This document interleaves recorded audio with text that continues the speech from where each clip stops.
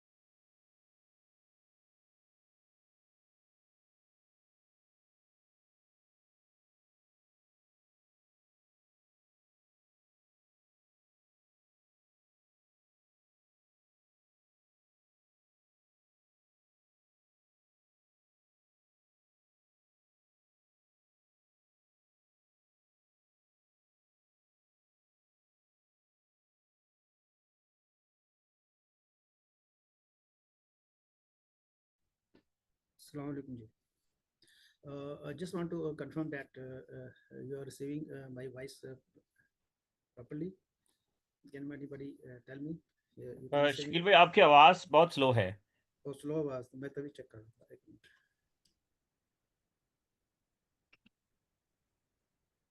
Now it's okay. अब ठीक है. हाँ बेहतर है. चलो ठीक है. शेयरिंग सही है आपको.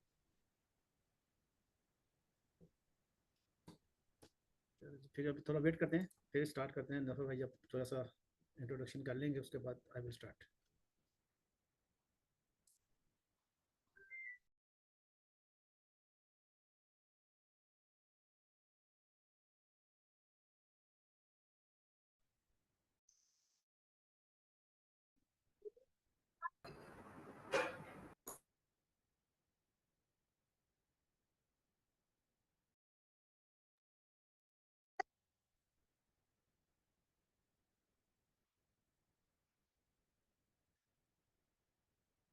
कुछ चुप करो ना यार.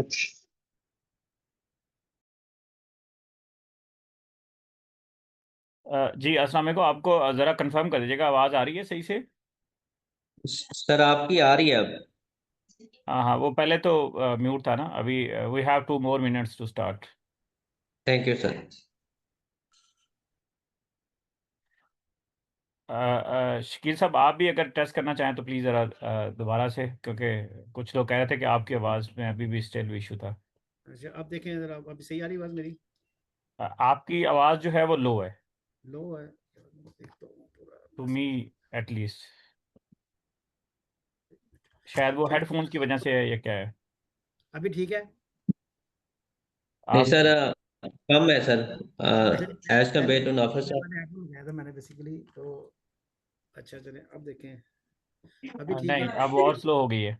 स्लो हो गई. चलो मैं हेडफोन चेंज करता हूँ एक minute.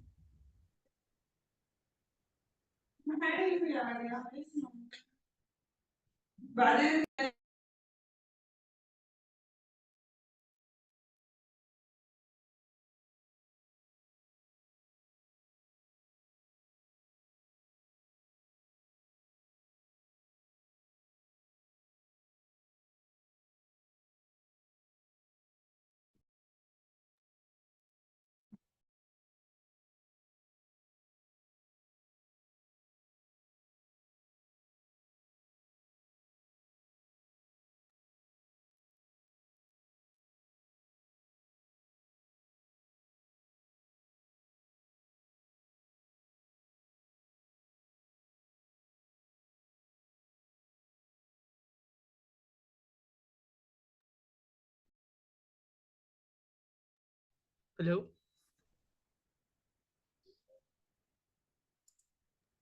Ji, Assalamu alaikum everyone. Hello. You can just confirm if you're able to listen, please. Can you hear me?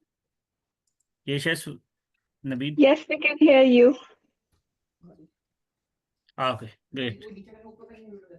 We're just waiting for Shakil Sab if his जी जी sir, आवाज आ रही mic है is मेरी? okay, so then we can start. आवाज आ रही है Shakil मेरी? Sab, हाँ जी, जी Shakil आवाज Sab, आवाज ठीक है? अभी भी थोड़ा सा स्लो है. यार ये बड़ा, अब देखें, अब सही है? अब सर शकील साहब सर आई उनकी बिलीव आवाज कम है। आपकी आवाज जो है वो स्लो है. Even I am listening better Bilal. अब देखें, आवाज सही आ रही है? आप Shakil sir, बिल्कुल we are fine. Please go ahead. चलो ठीक है, ओके. चलें, मैं अपना नसरत जमील भाई, आवाज सही आ रही है मेरे ख्याल से अब. जी, Bismillahirrahmanirrahim. First of all, thank you so much, each and every one of you, for joining this initiative. We just going to just end another initiative that was on taxation. That session was around 25 hours. We just left a few lecture for that, and then parallel we just started. This is our first session where we just gather all the hot topics, all the relevant topics that can be relevant to our professional accounting professionals. We line up with around 15 speakers, and we can mid time we can add more speaker as well if we find any other topic and speaker. So if any of you know any speaker who can speak any topic that is relevant in the current era, so then we can include it in the later stage. So I would also thanks to all our speakers. First, our session is on about IFRS, where Shakil Saab will be leading it. He is FCA, very renowned teacher in IFRS, especially in UAE. And I think he is teaching since many years to the CA final. And I would just request now, Mr. Shakil, just start the session, please. Once again, thank you so much, everyone. Thank you very much, Mr. Nafar. So, assalamu alaikum, everybody. Today we have planned to do a lectures on the IFRS, and this IFRS. Sorry to interrupt you, but your voice is like very low. It need to be improved. Kindly, please. No, it's okay. You can listen. I think it's still low. Still low. Yeah, I don't know. Yeah. I have full volume here in my laptop. I It's think not hearable actually properly. It's okay. We cannot hear you. I will speak loudly. No problem. If I speak loudly, that's okay. I think. I will speak loudly. Then it will be okay. Okay. Now we can start the lecture now. So our this lectures today lectures is on IAS 19, IFRS 15, and IFRS 16. So we will try to concentrate on the how to do apply this standards practically. Okay, side by side we will just learn what is the standard in a very simple and meaningful understanding. We will take the standards. So now I'm going to start my standards, and we will start with the first standard is IAS. The purpose of this objective of this webinar is to applying IFRS IAS in real world scenarios, understanding the core principles of IFRS and IAS, navigating common challenges and pitfalls, and sharing tools and templates for leasing accountings. So first standards I'm starting here is IAS 19. So if somebody having the questions, then we will at the end of this first standard, we will take some time in which we will answer your questions. So in between, if you feel that is very important questions you have, then you can interrupt us. Otherwise, try to make some patient, and at the end of the this standard, we will reply your questions. Shakeel साहब, आप mic के बगैर बात कर सकते हैं because अच्छा, मैं I will remove the mic then you see. अच्छा, अब मैंने माइक हटा दिया है. अब देखिए जरा आवाज सही है. अब बहुत अच्छी है. अच्छा, चलो फिर माइक हटा देता हूँ. वैसे माइक भी मुझे भी डिस्टर्ब कर रहा था. मैंने कोई माइक के साथ लेक्चर किया नहीं. Now it's okay. 100%. Mic.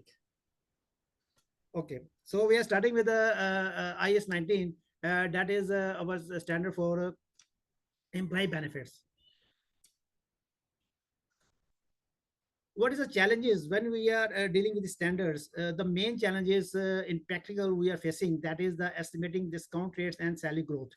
So this is the main challenge which we will face here in IAS 19 when we are counting the benefits of our employees. The second is the handling the minimum funding requirements. So when you have the funding projects, then how you do the funding and what is the minimum requirements, and then dealing the surplus. If you are having investments in your gratuities and other things, then you have how you deal with the plan assets and how you will take the surplus. So these are some challenges which we will face in conducting IAS 19. So we will discuss all these things, how you cover this one and how you handle this one. If you see the overview of the standard, just keep in mind that employee benefits based on the policies adopted by the company, therefore may vary from organization to organization. Basically, employee benefits it depend on the policies I'm making. If the company making some different policies, the standards, they will show the different results. So you cannot say that every company is applying the standard, same standard, why the results are different. So these standards allow you that you have to follow the standard as per your policies. So when you differ the policies, then your amounts and your calculations, your disclosure will be different from entity to entity. The next thing you have to keep in mind that this standard has been written with the point of view of company. So when you're reading the standards, you are saying that you are a company, you are not an employee, you are an employer. So just keep in mind and this when you are reading the standards, the two major things you have to keep in mind. Okay, number one is depend on policy of the company, and secondly, the standard is written in the language of company. So company can apply the standard.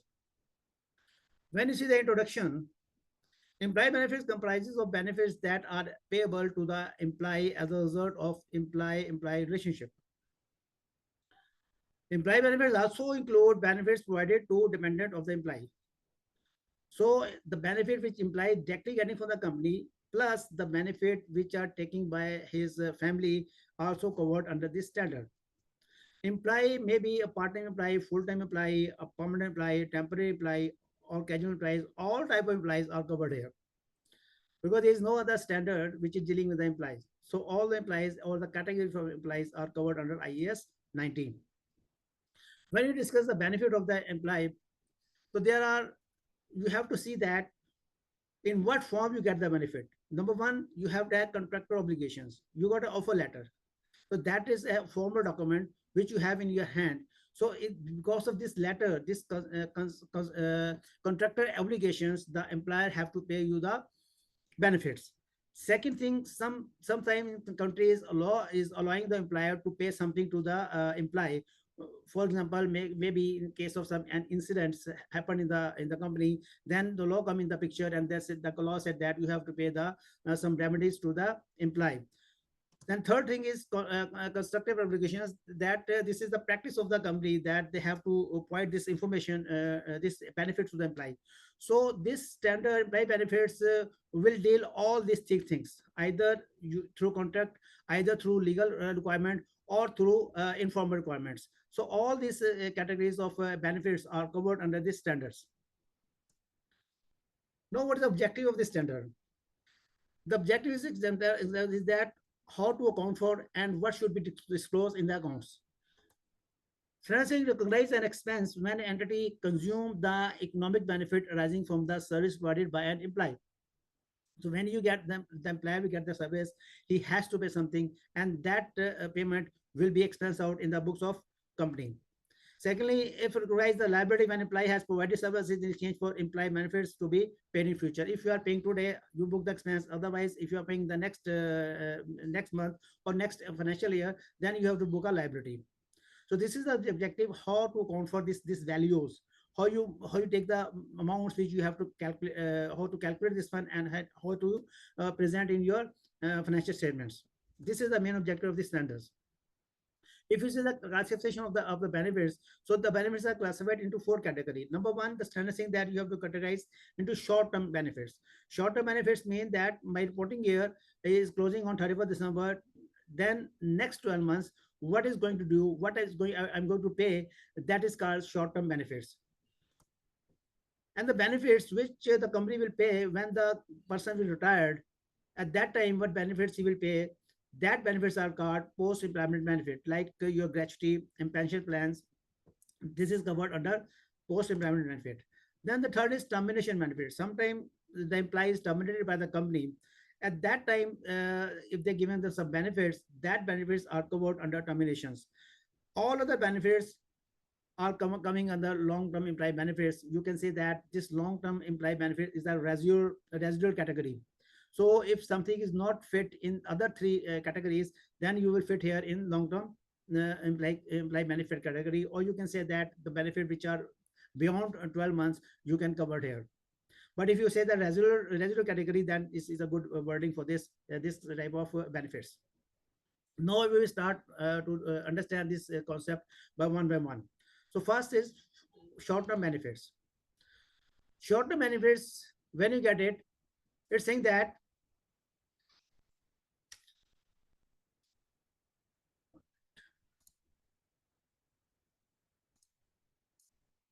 short-term implies short-term absences. So short-term absences, you may be accumulated or you may be non-accumulated. Accumulated with that, for this year you are getting the 1 month leave, then this benefits you will if you are not taking your leaves in this year, you can transfer it to the next year. And non-accumulative mean that if you are not getting your leaves in this year, it will be expired, it will not go to next year. So it's very simple. If the policy of the company is that your absences, your leaves are not accumulating, then what happened, when you will take the leaves, it will be accounted for in the books. If you are not taking the leaves in that year, it will be lapse, and you will not take the benefit in the next year. But if you have the option to carry forward, just like in Dubai we had the option that we can carry forward up till our holidays up to 15 leaves. So what happened if first year, sorry, somebody is using the, okay, now you can do like this. Okay, if you are saying that you can transfer your leaves in the next year, then you are saying that you are accumulating these leaves. When the employee renders services that increases their entitlement to future paid absences, then there are two possibilities. One possibility that is vesting and non-vesting. Vesting means that if I'm not using my leave in this year, in next year I can encash it.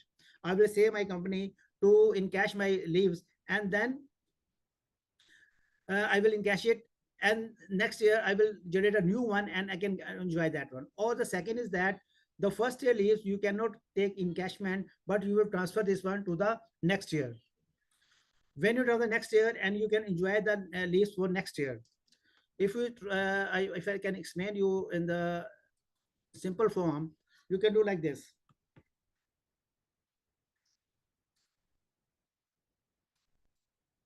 All this was removed. Someone has putting the stickers here, line, so I cannot remove this line now. Okay. So what we are saying that in the first year, this is year one. Year one, the company says that the employee has to work for 11 months and he will get a leave for 1 month. So this is total 11 months he will work, and 1 month he will go for home for vacation. Now there are two possibilities.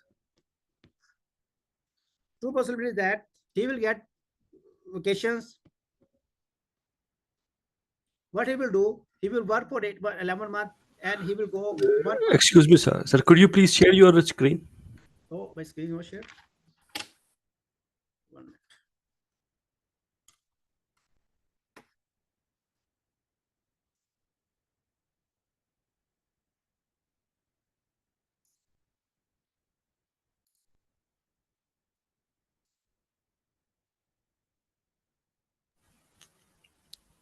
Now it's okay. Yeah, thank you. When I will change to my PowerPoint, then let me know. I will after that I will change it. Okay. So he will say that he will take leaves for 11 months, 1 month, and he will work for 11 months. So what entry he will pass here? He will pass entry. He will say that salary debit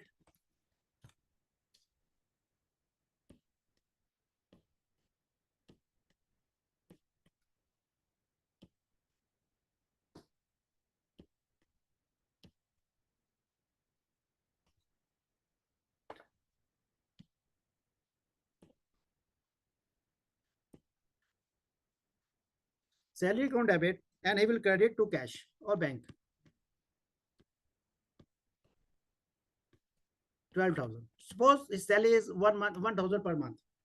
Okay, so what he will do, did he earn 12 month here, he worked 11 months and he went on vacation for 1 month. So he will, what he will get, he will get salary 12,000 in cash. Now what happened, if you say that he said out, I will not go on leave, no leave here, he will say I will not go on leave.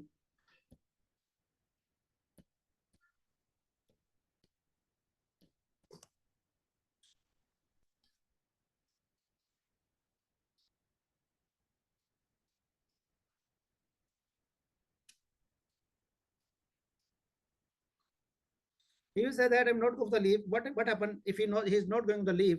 Then what happened?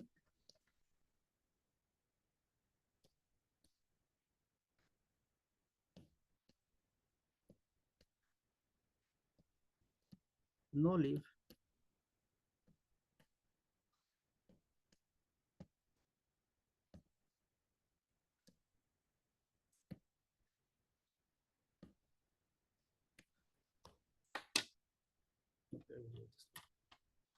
He said he will not go on the leave. Then what happened? He will work 12 months. Okay, he will work 12 months and he will secure 1 month leave. Okay, now in this case, what happened? He will earn 13,000 in the year. So what entry I will pass? I will say salary debit for 12,000. So I will say salary debit for 3,000 to cash. He will take cash 12,000 and I will take provision for 1 month. So I will pass entry. In this case, if he's not going to leave, what happened? I have to pay 13,000. The salary will debit with 30,000 and the cash will carry by 12,000 and 1,000 I will take in the provision. Understand? Now what happened? In this case, next year what happened? In next year, again, there are two possibilities.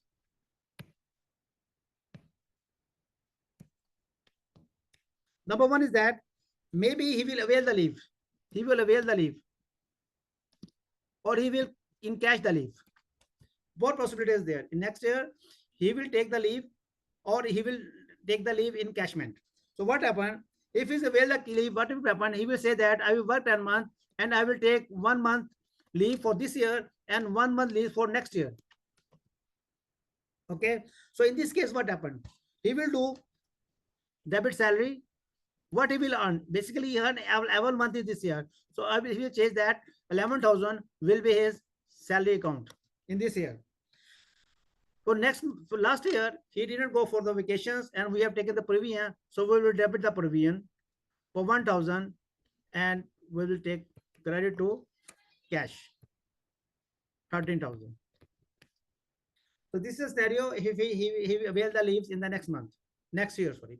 So what he will do, he will earn in this year 11,000. So 11,000 will be expense out, 1,000 will charge to provision and 30,000 will be your cash. But he will say that I will work for 11 months and I will use this holiday, this year holiday 1 year, 1 month, and for the previous 1 month, I will take in cash. So what he will do, he will work for 11 months, he will use a vacation for 1 month and 1 month he will take in cash. So what happened? Actually, in this year, he is earning 12,000. So salary will be debit by 12,000. Okay. And the provision debit 1,000 to cash 13,000. So this is a scenario. If you are taking your leaves through cash or you are going on leave, then there's a difference in the salaries. You are booking salaries 11,000 if he is going on the vacation this year for 2 months. But if he's staying, if he in cash the salaries, then your salary will be 12,000. So this is the case of understanding regarding the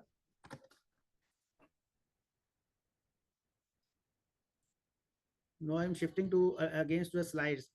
Just see, you can share my see the slides. It's okay. Screen is change. Yeah, it's okay. Okay, thank you. Now we come back here. We are saying that vesting and non-vesting. So you understand the concept of vesting and non-vesting, how you will treat the salaries. The salaries will be different if the case is vesting and non-vesting. Okay.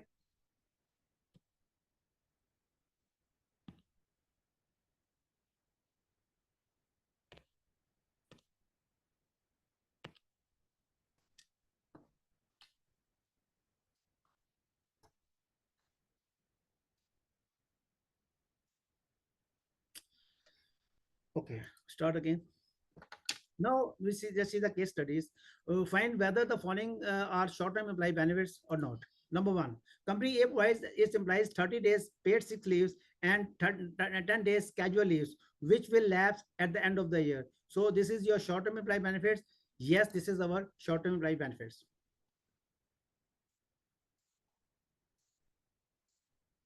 Now, next is entity A pays half month salary for each completed years of services at the time of retirement of employees. This is short term? No, this is not short term because it's paying after the retirement. It's a post-retirement benefits. A company pays 5% of profit of its employee on completion of 1 year with the organizations. Yeah, this is a short-term employee benefits. Company provides 2 boxes of gifts to each of its employee during religious festivals. Yes, this is your short terms. And entity close all its operations and terminations is applied. So this is termination. This is not your short-term employee benefits. So this is all about recording your short-term employee benefits. Now we discuss the second portion is post-employment benefit. Post-employment benefit employee benefits other than termination benefits that are payable after the completion of employment. For example, your gratuity, your pension plans, your other post-employment benefit plans like insurance policies, you have taken insurance policies, and after retirement insurance companies paying to employees. These all are covered under post-employment benefit plans. If it's a case study, even we find out the post-employment benefit, the employee are entitled for a compensation of 1 million if injured during the work at factory. So it's not after termination, before termination, it's not a termination, your post-employment benefit plan. Next is entity makes annual payments to insurance companies towards its gratuity obligations. Yes, definitely after employment is your, this is your post-employment benefit plan. Then monthly contribution to statutory provident fund. When you're contributing to provident fund, it is your definitely your employee benefit plan. Concession housing loan given to employees during the employment. No, this is during the employment. This is not your post-employment benefit plan. Gratuity given by the company for loans taken by the employees. So guarantee, sorry, not gratuity. So guarantee is given during the period, so it's not your post-employment benefit plan. Now, these post-employment benefit plans are classified in 2 portions. Number one is defined contribution plan and defined benefit plan. What is this one? The entity pays agreed contribution as per the agreed plan and has no further liabilities accounted for as an accrual basis. What happened in this case that in Pakistan, we have in the provident fund scheme here. So what the company is doing, the company is contributing to this department, that is a government department, and at the end of the when the employee retired, he will go to the government and the government will pay his pension or gratuity whatsoever. But the employer, the company where he's working, having no responsibility for the payment of gratuity or pension to this benefit to the employee. So in this case, the company is very clear. Every year, the company is paying the amount to the government department, and the government department is fully responsible for the payment of after employment benefits to the employee. So in this case, the company is very clear. He is having no risk. He having the accounting is very simple. He will just make the approval when the financial year will close. He will calculate the amount, what amount the company has to contribute, and that amount he will debit it and credit to the government department. And when he will pay, he debit the government department and credit the bank or cash account. Now, what happened? The government department having the auditors, when they required, they will send the auditors to your company, and the auditor will check the calculations. You are making the accurate calculations and paying the correct amount to the government. So in this case, the company having no risk, and company is very comfortable. He has to pay every year some amount in the government department, and the government is responsible for the payment of gratuity to the employee when he will get retired. Now the other benefit plan, other plan is defined benefit plan. Any other type of scheme, typically pension is guaranteed based on the final salary. So what this plan, in this plan, you have to calculate the benefits by applying the projected unit credit method. This is called PUCM. So this is the method which will tell you what amount you have to charge in your books, what amount you will take in the profit and loss account, what amount you have to take in the liability, and when the employee will go out, then you will pay this amount to the employee. No, it's very important methods. This method we have to use under this standard. Only one method is given how you calculate this benefit, defined benefit plan. So now I will discuss this method in detail, because this is practically we are using this method, and you have to should take the understanding of this method. So I will come back to my screen now. You can see this screen now. Okay, you can see the my whiteboard now. Yes. Yes, sir. So we are trying to understand now what is our projected unit credit method, PUCM. So just understand, this is very practical approach to understand this concept. I will try to make it very simple for you. Suppose we have 5 years, our one employee who will work with us for 5 years. Okay, now I said that what is salary? The salary of the guy, there Mr. A, Mr. getting salary 1,000. It will increase to next year will be 1,100. The next year it will be 1,200. Next year it will be 1,300. And next year, at the last year, 5 year, when he will go out, he will resign, or he will be community service. His salary, last grant salary is 1,400. Now how you will calculate the gratuity? We said that gratuity is the last grant salary. So last grant salary is 1,400, and into I said that for simplicity I said that 40% is the gratuity amount, and he will work 5 years. So I multiply it is with the 5. So I will say that he will get 2,800 at the end of the 5th year. Now I can say that what is your yearly allocation?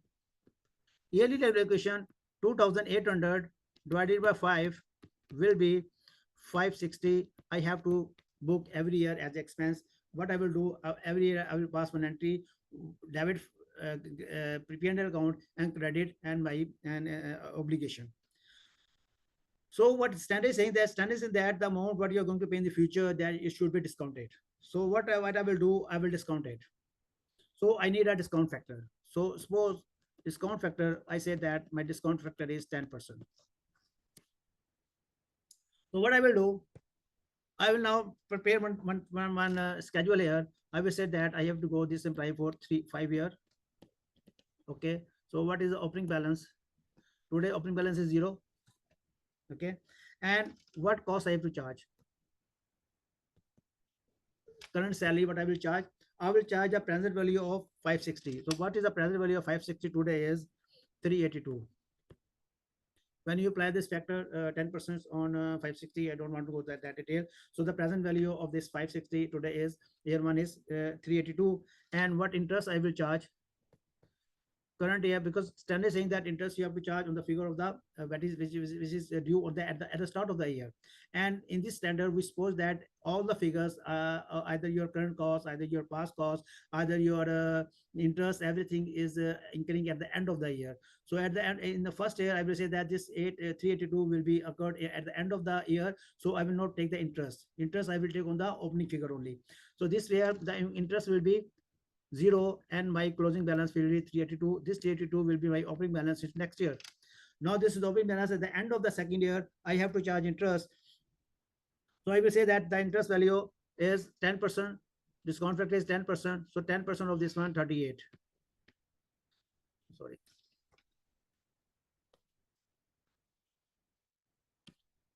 $38 interest. And what is the present value of 560? Because 560 I have to charge every year. 560 is constant value. So what is the present value here? Present value is 560 is in the year of 2 is 481. So the total come is 481. This 481 become opening. Now I will take the interest of this one, 10%, 84. And what is the discount factor? Present value of 560 in the year third year, that is 463.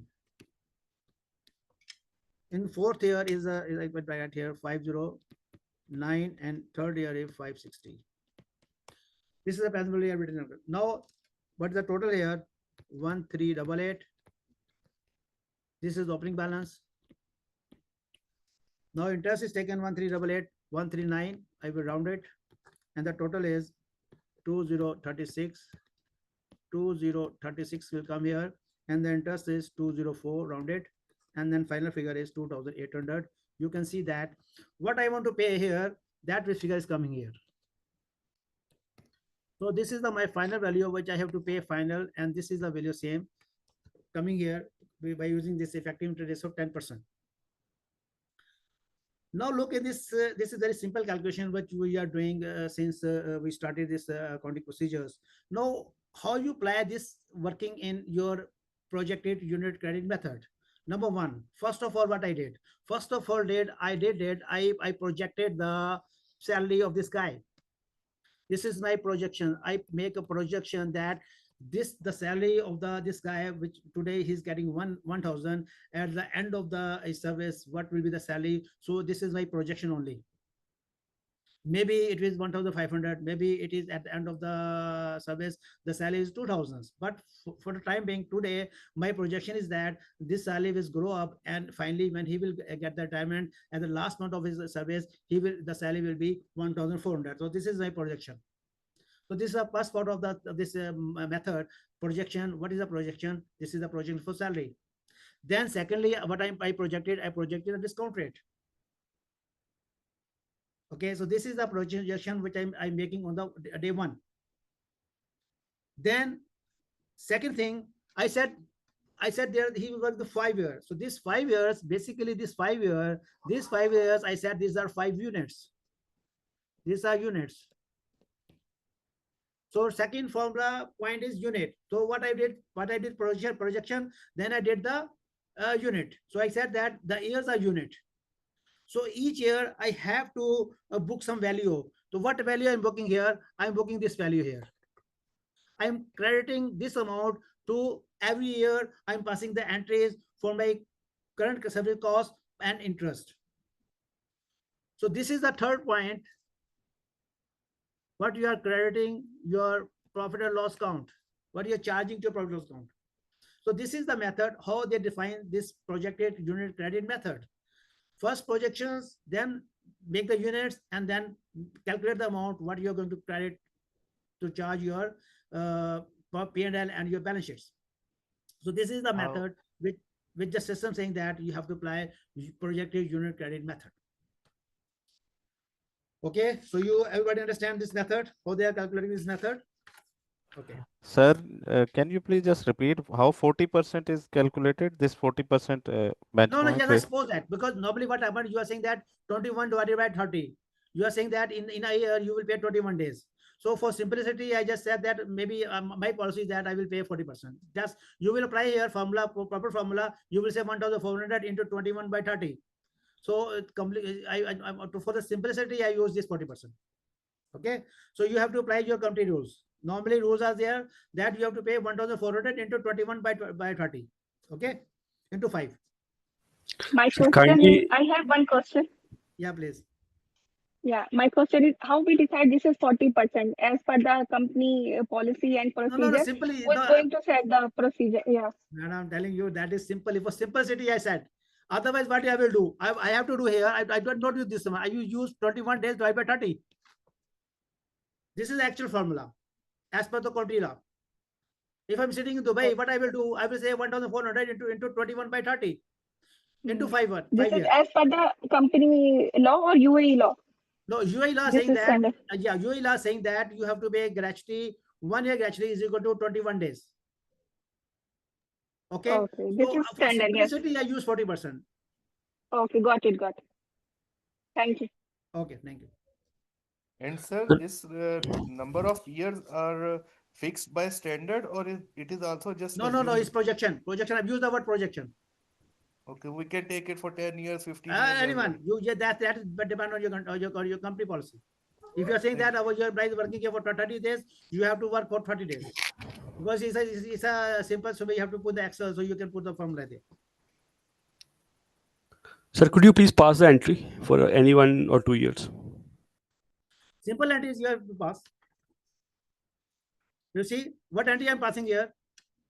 These are the entries basically. Number 1, what you will do, this is your cost. You charge P&L, you'll say P&L debit by 382. Okay, interest your expense, interest debit, sorry, interest will come here next year. So this is 0. Okay, to liability. The same entry you pass next year. Next year you pass entry P&L 421, interest 38 is equal to, and credit your liability. Okay. Basically, this is you are charging this 2 figures, na? The third point is what you are charging to this in this formula. So you calculate these figures. Salary pay, you calculate the interest figures, and these are your P&L debit, and you will generate a liability there. Okay, sir. What will happen if in the third year or projection changes? For example, you have mentioned is That's it, past service 1,200. cost. What happened here is a good question. What happened there is, suppose that in the second year I said this guy will go for 10 years.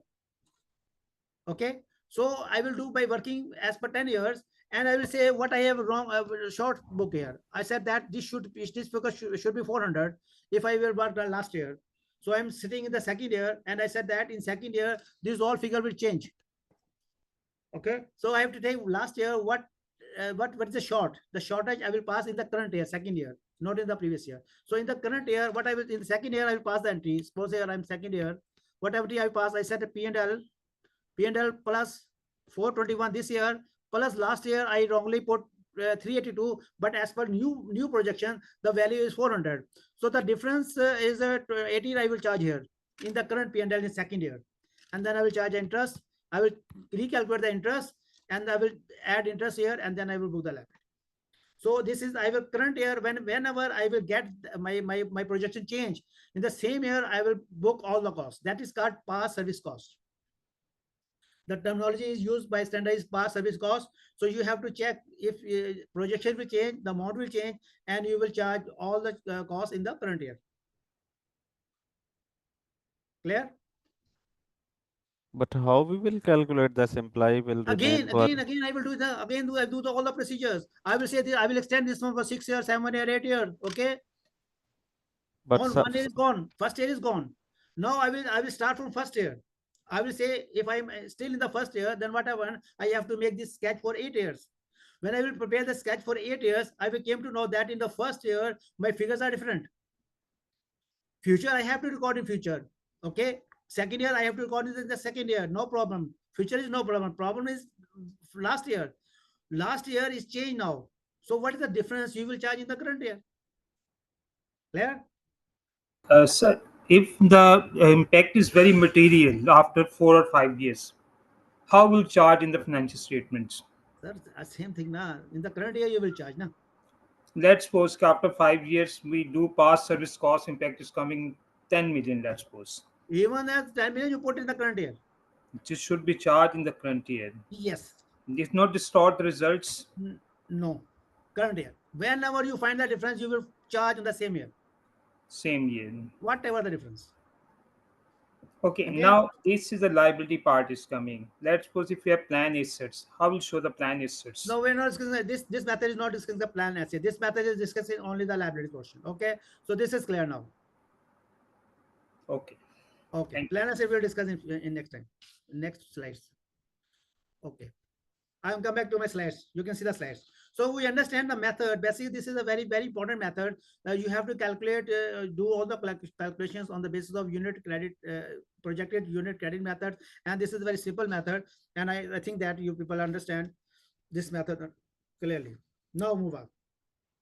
See, what are these examples where you have to distinct between contribution plans and defined benefit plans. Entity makes annual payments to insurance companies. Policies will mature when employee retires. So insurance companies are responsible. So this is your defined contribution plan. Employee having no risk. The second is the entity constructed to pay at least 5% of final salary for each year of completion services. So this is your defined benefit plan.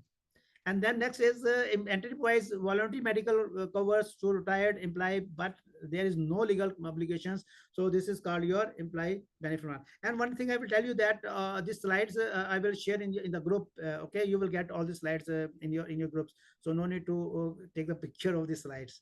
I will share these slides to you.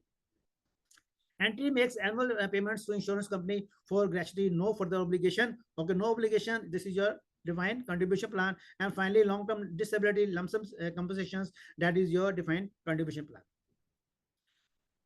Now, the third option is your long-term employee benefits. Okay, the plan assets, we will just discuss plan assets here.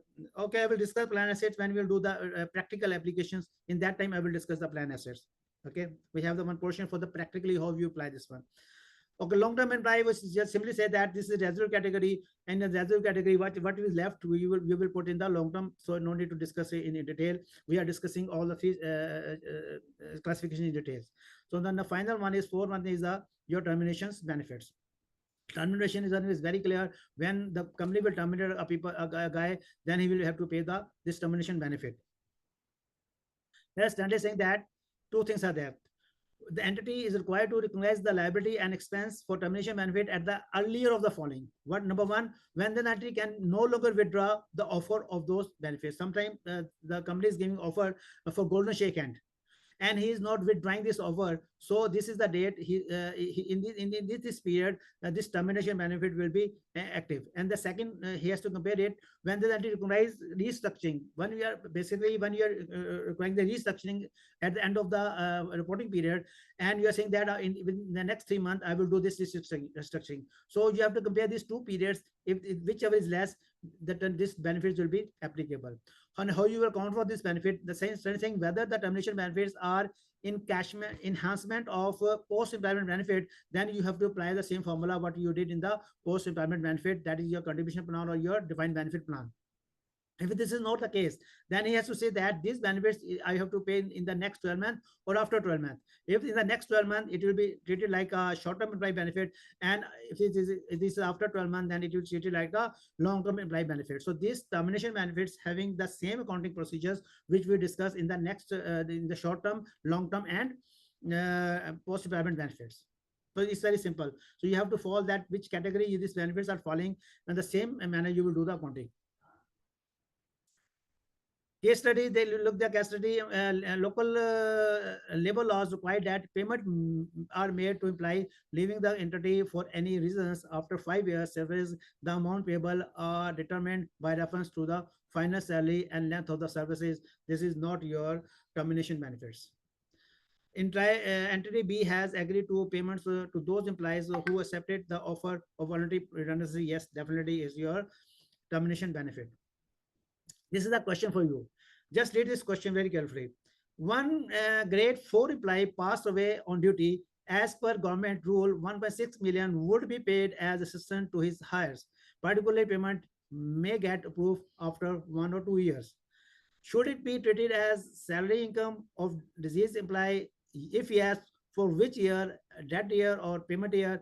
If no, under what standard it will be covered? So this is the question I'm doing for you. You have to apply in the groups, then I will answer there.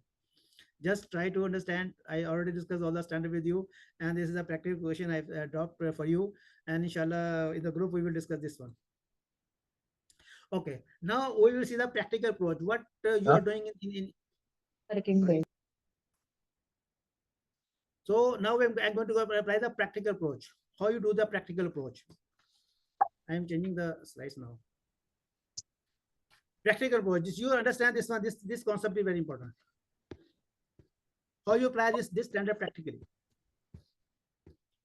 Okay. So this is IAS 19, and I will see that how you apply these standards in your company. Normally, you know what I'm doing. We are using the service of actuarial. We are calling actuarial come to our company and just look into my gratuity provisions and look into what I have to charge in the P&L. Look in what I have to charge in the OCI. So just keep in mind that IAS 19 saying that if there is any actuarial gain or loss, you have to charge in the OCI. So these figures, P&L figures, OCI figures, and then your liability figures, balance sheet figures, your plan assets figures. We are not doing ourselves. We are hiring somebody from outside that is called actuary, and actuary will preparing all these things. Now I'm going to tell you now how the actuary preparing the figures for P&L, for OCI, for liabilities, and for asset plan assets. So what he will doing, that portion I'm discussing with you. This is not our responsibility to do this one. This is the responsibility for actuary. They are having the specialist special degrees for this one. But what they are doing, we have to know, we have to knowledge this one, what they are doing. So I'm now trying to understand, to convey something that what they are doing.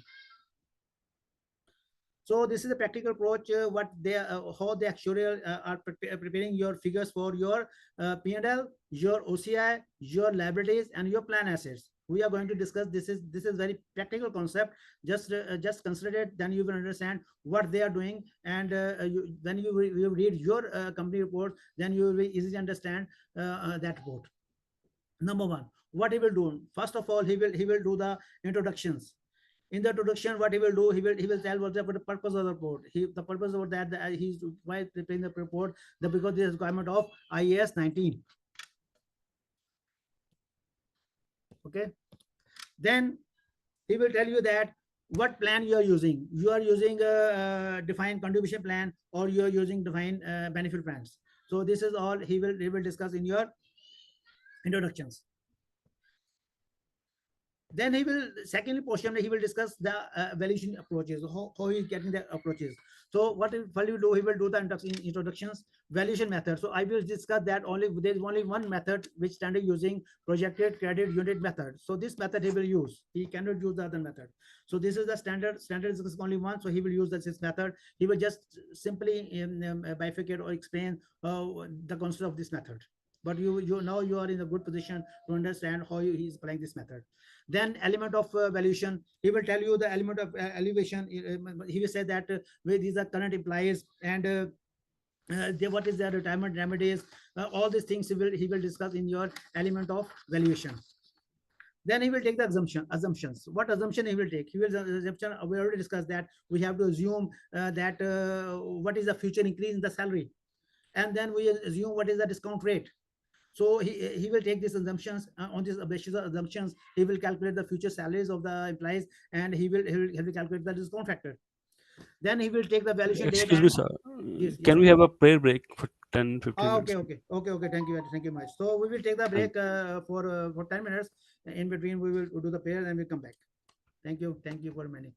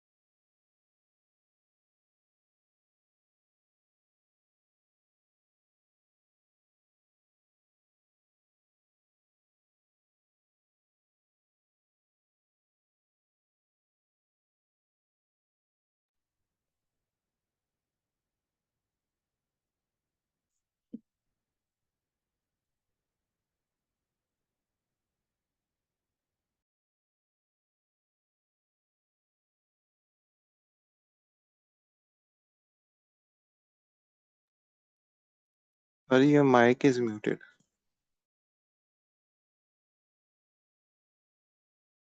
We have just 10-minute break for prayer in UAE.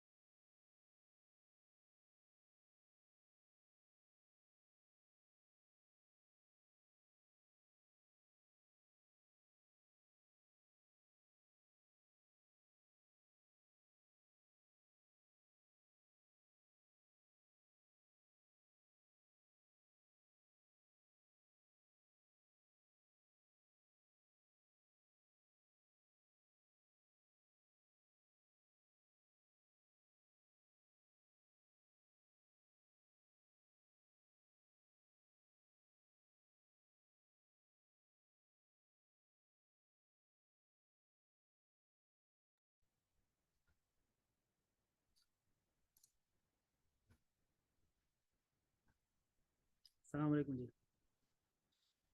Okay, we can start. Yes, sir, please. Yes. Okay, so we are discussing the actuarial calculations, how they actually are doing calculation with the basis of IAS 19. So we are now here in second step, valuation of approaches, valuation approaches. Now the next portion is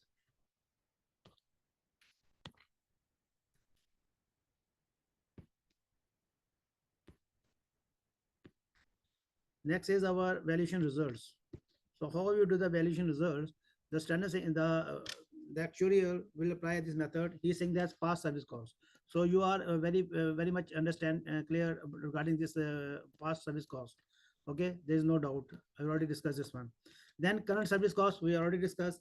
We will calculate these two things through our projected unit credit method. Okay, then is he will do the sensitivity analysis.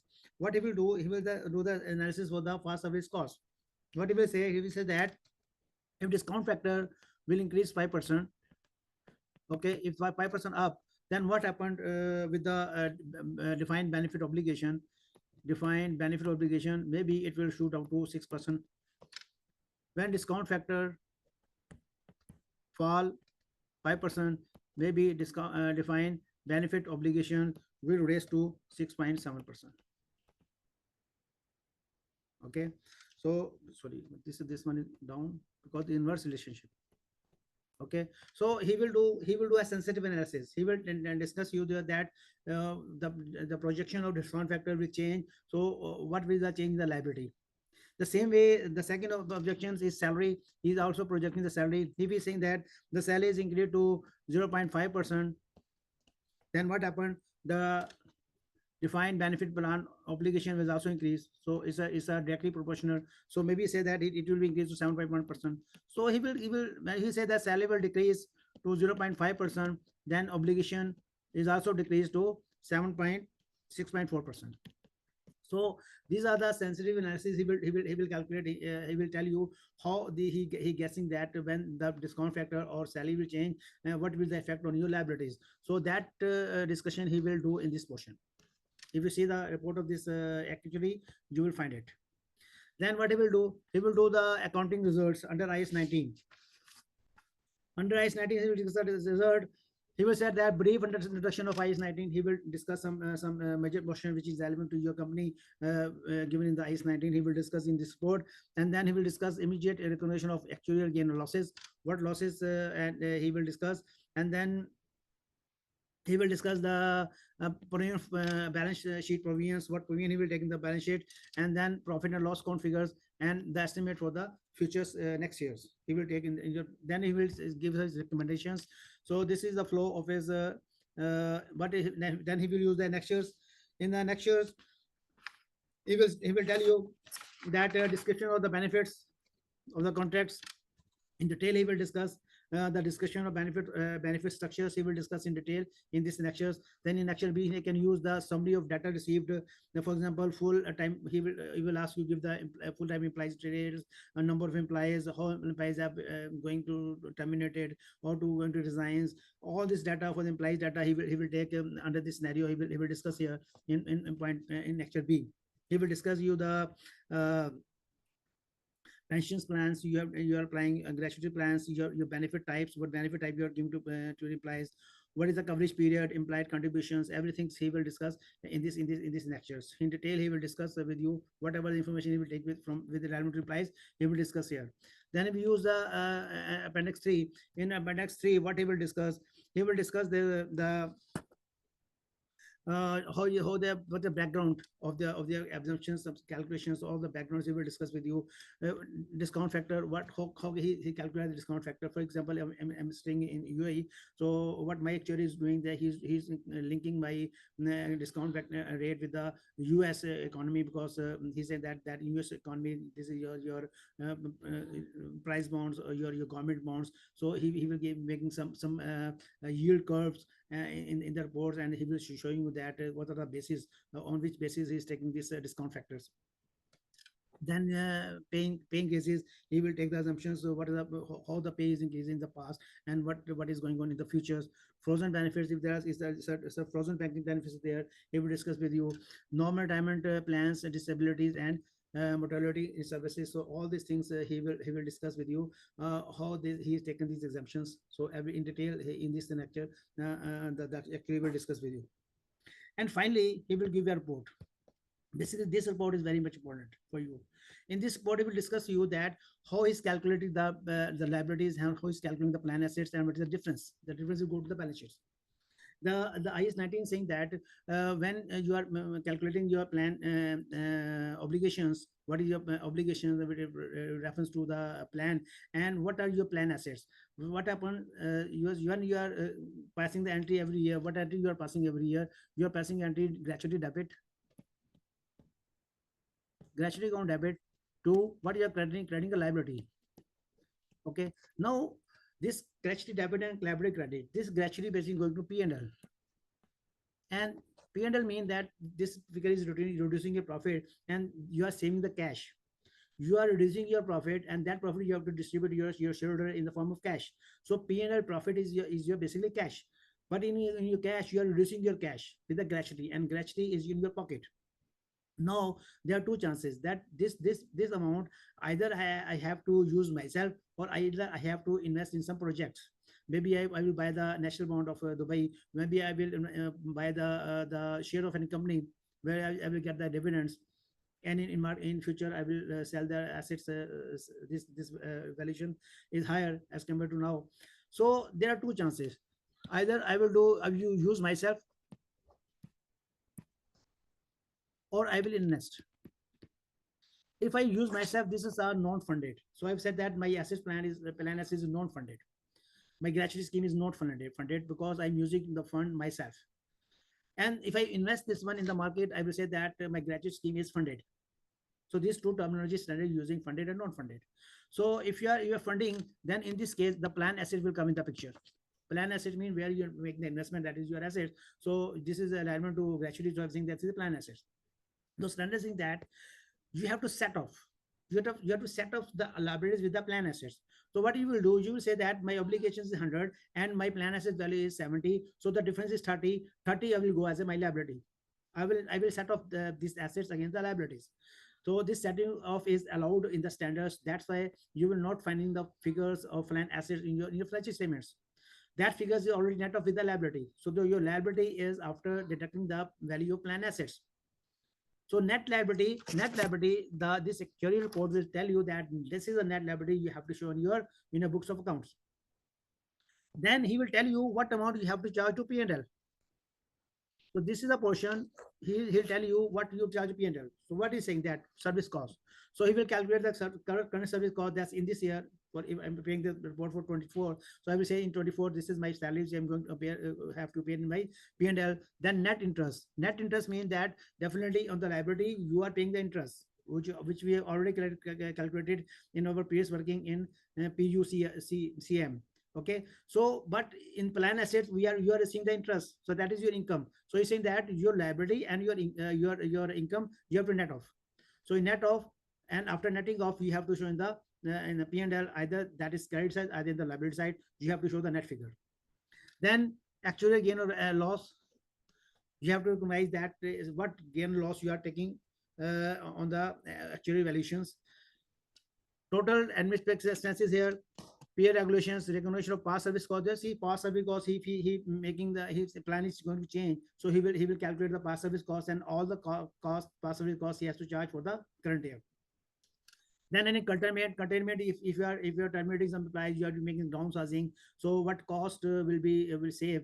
Your obligation will change. Your plan asset will be changed. So he will then do this all working, and the working result will show here whether is it profit or whether is it loss. Okay, so this is the figures he will take for the P&L. So we understand that in the report he will calculate all the figures in details. What you are going to show in the P&L, he will tell you what is going to the balance sheet. So both figures are coming here. Then what he will do the figures where you want to go in the OCI. So he will calculate here the figure for OCI. Okay, so this is the third figure OCI. He will calculate the building in this report. What is the OCI? He's saying that OCI is the gain or loss due to changing assumptions. So when you change the assumptions, the assumption is that, what assumption? Assumption is that your financial assumptions. Okay, financial assumptions, you are changing the discount factor. When you will change the discount factor, what happened? This discount factor will directly affect your present value. Okay, you are calculating your present value on the basis of discount factor. When discount factor will change, present value will change. When the present value will change, your obligation will change. Okay, so all these changes will go to OCI. And then he will say that demographic assumptions, that some people are expired, some retired, whatever that happened in the company, and it will affect your method, PUCM method. So it will become here, and in both assumptions he will take in OCI. Okay, and then he will tell you the experience. What is experience saying? The experience saying that this maybe the experience first last year the experience is saying something different. This year the experience is saying something different. I said that this sometime will go to 5 years. I said no, this sometime will go to for 15 years. So my experience is going to change. So when my experience will change, the amount will change, and that amount I have to show in the OCI. So in this way, he will calculate the value of OCI. Now, in these portions, you see he also discuss the figures of balance sheets, P&L, and the figures for your OCI. Now he will, when this all figures are calculated, then he will make a reconciliation. Now this is a reconciliation he will prepare for you. In this reconciliation, he will start from the opening balance of your liability or assets. In that way, he will add the cost, interest, everything which is coming here, and OCI will come here, and he will calculate the net closing amount of your liabilities or assets. So this is the case how they are preparing the reconciliations. So this is basically the portion of your accounting. In this portion, the actuary will tell you how you make the figures and how you make the reconciliations. Okay, so this is all about the standards. Come back to the main slides. Okay, so we have discussed the practical applications. So if you are having any questions, then ask, then we will move to our next standard.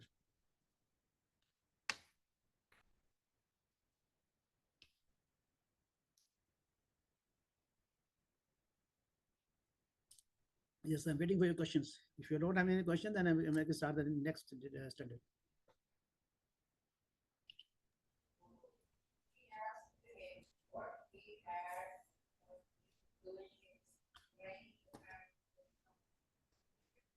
Okay. Sir, actually, some of us are taking the lecture first time, so I think it's like quite the faster speed. So if you could just slow it down or just make it like a simple level, so we could get it more. And I think that I'm doing this lecture very simple level, very initial level, very everything. I'm trying to show very clearly what is going on in the standards. So I already discussed the standard very deep, and we discussed the practical applications very deep. Sir, he's referring to your speed of speaking. Speed of speaking, basically, Yeah. what happened, Just please slow it down because sir, IFRS 15 is very important here in UAE. No, we will discuss it. And so please You understand speak what very slowly. you understand IAS 90 or not? Just you see that you have understand the standard or not. Sir, IFRS 15 is very important because I think you are going to If start you understand this standard, you IFRS 15 definitely I will explain it in more detail like this. No problem.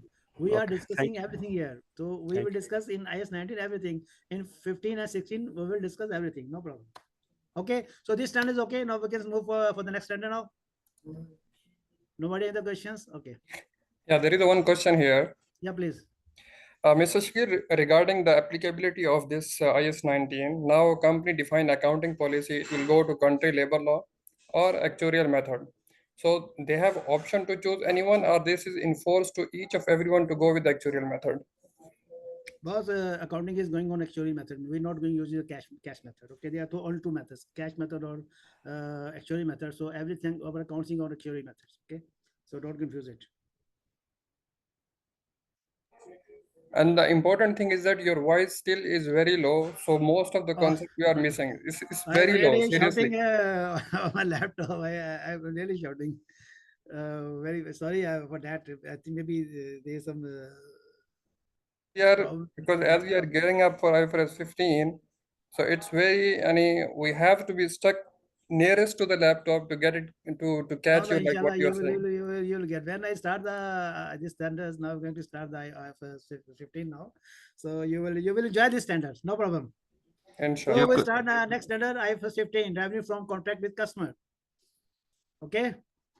And one more request, we don't have problem with English also, but you can also do sometime the Urdu concepts, some of the critical, so it's okay for us as well.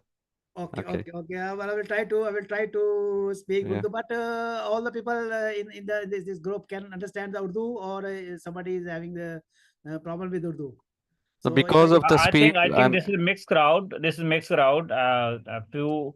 That's why I'm using. Also join, but still we can ask someone who if someone has problem for English. Sorry, for Urdu. No, actually the speed is the issue, so that's why we are just requesting. Speed is the issue. Okay. I will slow down the speed, but we already gone 1.45. But I think Ashkisa, we can have another session on even tomorrow if all agreed. So, but I think we can reduce our speed. Okay, we can have another session tomorrow for the same. Whoever will be interested, he can join. Okay, he or she can join. Okay, and I think there are messages to continue in English. There are 2 participants. They are requesting to speak in English. Okay. I will, after explaining English, I will come the same thing I will do in Urdu. Okay. If I feel that this is you are not understanding clearly, then I will do in Urdu. But first I will explain in English. Okay. So we can start now. The third one, the second one. Sorry, the second one. IFRS 15, revenue from contract with customer.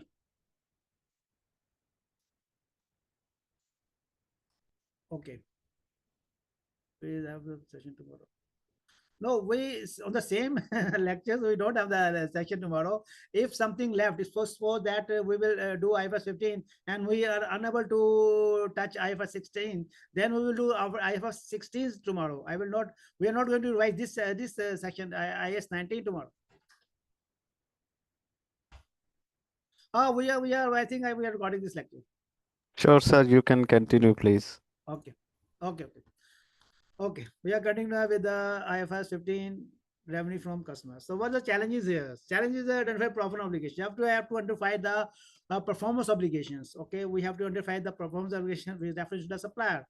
So we discuss in detail what is the performance obligations, and we have to identify how you have to apply. So everything we will discuss in the standards. Then integration with other standards, how these standards will integrate with other standards, judgment of an estimate, so what you have applied the standards, the timing of revenue recognitions and industry specific issues. So all these things are challenges, and we will inshallah try to understand all this concept here. Now, the first, if we start standard, why this standard come in the picture? There are a lot of standards previously exist, so people are very confused for which standard we have to apply in my entity. So they have wind up all the standards and they will come up with one standard. If you say me that, sir, define IFRS 15 in one word, so I will say that the one word is control. Okay, so this standard IFRS 15 basically depend all depend on the control. What is the control of the goods or the services? So first concept in the standard, that is your contract. So what is a contract? Contract is the agreement between 2 or more parties creating enforceable rights and obligations. You find the detail of this definition in IFRS 99, in financial instruments. So the same definitions using by these standards, but details, if you want to see the detail of these definitions, that is available in IFRS 9. So simplicity, for the simplicity of this standard is that the agreement between 2 or more parties creating enforceable rights and obligations, that is your contract. And this contract may be in written, maybe in oral. Not every time the contracts will be in the written form. If you're doing telephonic contract, it will be applied. Okay, so this is the detail will be find in the other standard.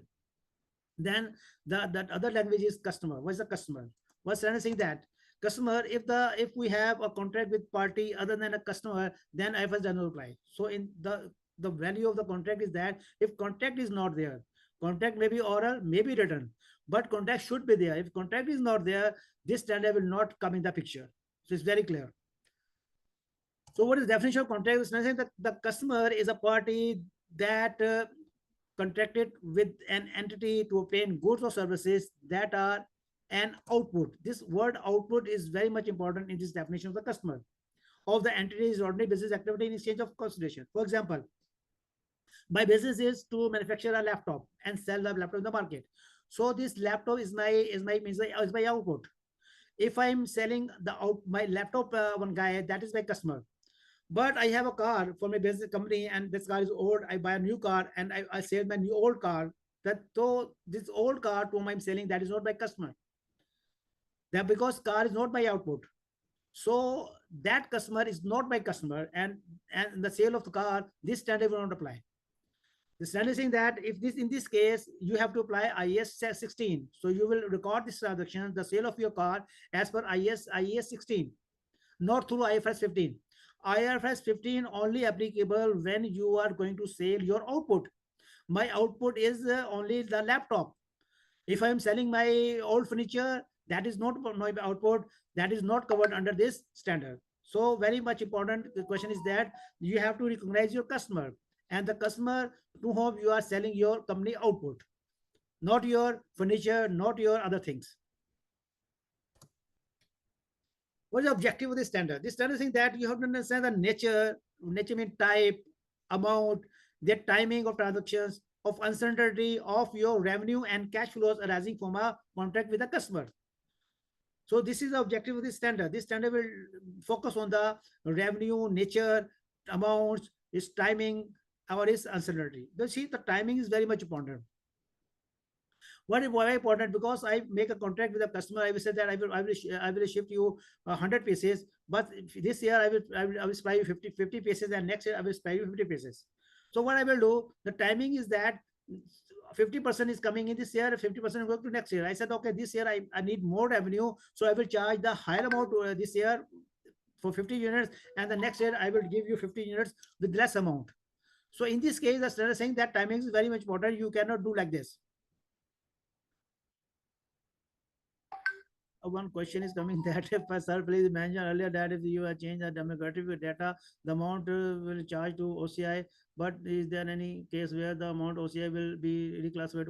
Look, IAS 19 is very much clear that whatever you have charged to OCI will never reclassify to P&L. That is always reclassified to your retained earning.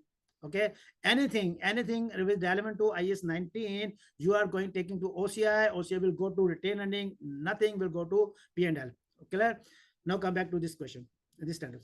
Okay, we are discussing that we have this objective standard is the nature, amount, timing, and uncertainty of revenue and the cash flow. This is the main objective of this standard. Next, scope out.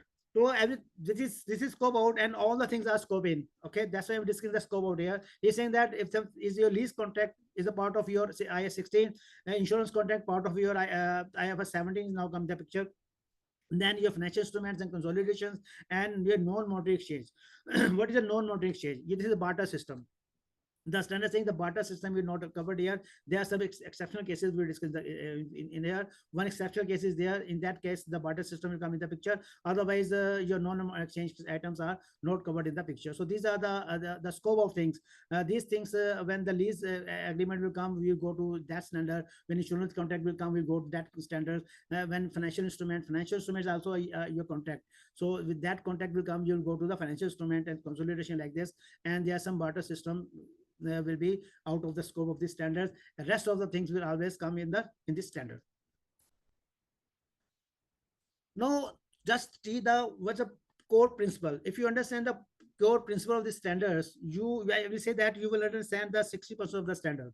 Now, just understand what this is. This standard is based on the core principle that requires an entity to recognize revenue in a manner that depicts the transfer of goods or services to the customer at an amount that reflects the considerations of entity except to be entitled to exchange for those goods and services. Understand? He's saying that you are making a sale. Okay, suppose I have this jacket. Okay, the cost of this jacket is 75 dirham, and I want to go on to sell is in 100 dirham. I said the price of this jacket is 100 dirham sale price, and my cost is 75, and my profit is 25. It's very clear to me. So what I am accepting that I will get 100 dirham when I will sell this jacket. Now what I will know, I see that I'm not going to able to sell this one. What I do, I make put the offer in the market, buy one get one free. What the price? The price is 150. Okay, I said give me 150, I will give you 2 jackets. Otherwise the price is 200 for 2 jackets. Now this standard, what is standard saying? What the sale you want to go to book? You are going to book sale with 150 or 200. The standard saying that in a manner that depicts, shows the transfer of goods or services to customer at an amount that reflects the consideration the entity accept. What is my expectation? My expectation that I will give you 2 jacket, I will get you 200. This is my expectation. My expectation is not 150. So this standard saying that you have to book the sale by 200 dirham. But I'm putting offer buy one get one free, and I'm getting from the customer 150. I said, yeah, I'm getting cash 150. How can I book the sale for 200? But my standard is saying here, no, you have to book the sale for 200 because your expectation is that 150 is your cost. How can you book your revenue with 150? Then your 150 your revenue, 150 your cost, there is no profit. Actually, what is your expectation? Your expectation is 200. So book the sale with 200. 200 your sale, 150 your cost, and 150 you have to show the profit. But I said that sale basically, sale is my cash. I am deducting the expenses from the sale, and the profit I am distributing as a dividend to my shareholder in cash. But if I'm getting 150, how can I distribute 200 to my shareholders? I am receiving that 150 cash. So what is the answer? The standard will give the answer. Standard saying that, look, your sale value is 200 and you are actually selling with 150. So the difference 50, it is your purchase consideration. So you have to book variable consideration. This variable consideration is 50. So you have to show your sale 200. You have to minus your variable consideration, from here for 50, and then net you will show your sales as 150. So there are basically disclosure requirements. Actually, I have to show 150, but the way I'm showing the 150, the standard is saying that first of all, you have to told that this is the sale, because what happened, maybe next year you are not going to make this offer and you will get 200 with 2 jackets. So the US shareholder came to know that for time being, he's selling with a less price, but next year, maybe he will get the good price. So you have to show full sale. You will show sale for 200, and you will show the variable consideration where 50, and you will deduct this variable consideration from the revenue. You will not going to show this variable consideration in the expense side. So in your column you will show 200 minus 150, and your outer column the sale you will say 150. This is the theme of this standard. Okay. So this standard will based on the five models. The first model is that you have to identify the contract with the customer. The second method, you will identify the performance obligations, and then you will determine the transaction price, and then you will allocate this transaction price to your third step, to your second steps, and then you will calculate recognize your revenue. These are the 5. This is called 5-step models. In these models, you can see that the first step is identify the contract with the customer. So customer, I've said that with there is no contract, there is no customer. Okay, then there is no customer, no contract, this standard will not apply. So that's why you have to identify that is your customer. You have to identify that is your contract. So I have one question in mind. I just ask with you people, you understand the concept of the customer. I just say that I'm a builder. Just suppose I'm a builder, and you are the landlord. So you told me that Mr. Shakil, just prepare the building on my land, and when the building will be built up, you will give me 1 floor. This is 10-floor building, and you said, sir, I don't have the money this time, but we have the land. You just spend your money, you invest your money, construct the building. When the building will be ready, I will give you the 1 floor, and you can sell the floor, and you will get the your money. So in this relationship, you are my customer or not? This is the question now. Can someone answer? You are my customer or not? I will invest. I will spend the money. I will construct the building. Okay, when the building is ready for sale, You will sell nine floor, I will sell 1 floor, I will get my money, you will get your money. This is I am supplier. Are you a customer in this scenario? Yes. Yes. Because there is a contract. As per the contract, you are going to get We're one or not two. discussing the contract. I don't know. I'm discussing the contract. Customer is not. The contract, definitely, I said there is no contract. Then only customer. Customer, you are my customer. No, this is a question only. Not based on the customer contract. No, then he is not a customer as such. Okay. You are saying not a He's customer. not a customer. Apart from that, when we are giving him a consideration other than money, this is a water transaction. It is out of scope of IFRS 15. Okay, now I change the scenario. I said you I'm the supplier, I will nest, I will build the customer. When the building will ready, we will sell the building and I will give you 70%, I will hold 30%. In this scenario, you are my customer. No scenario change. I will not take 1 floor. I will sell all the building. Whatever the money I will get, I will hold 30% and I will hand over you 70%. No, you are my customer.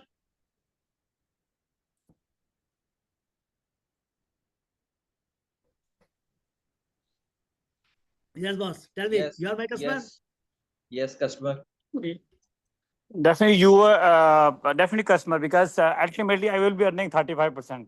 So no, sir, if there is no customer, then how I you're can wrong. earn something? Look, what is standard saying? Standard saying that when the supplier and the customer are sharing the risk, then there is no relationship between the relationship of supplier and customer. In the first scenario, I'm not sharing the risk because I will get the first floor and I will sold the first floor. Maybe it will be higher price, maybe it is a low price. There is a commercial substance is there, risk is there. But in the second scenario, risk is not there. We will share the risk. We will share the money.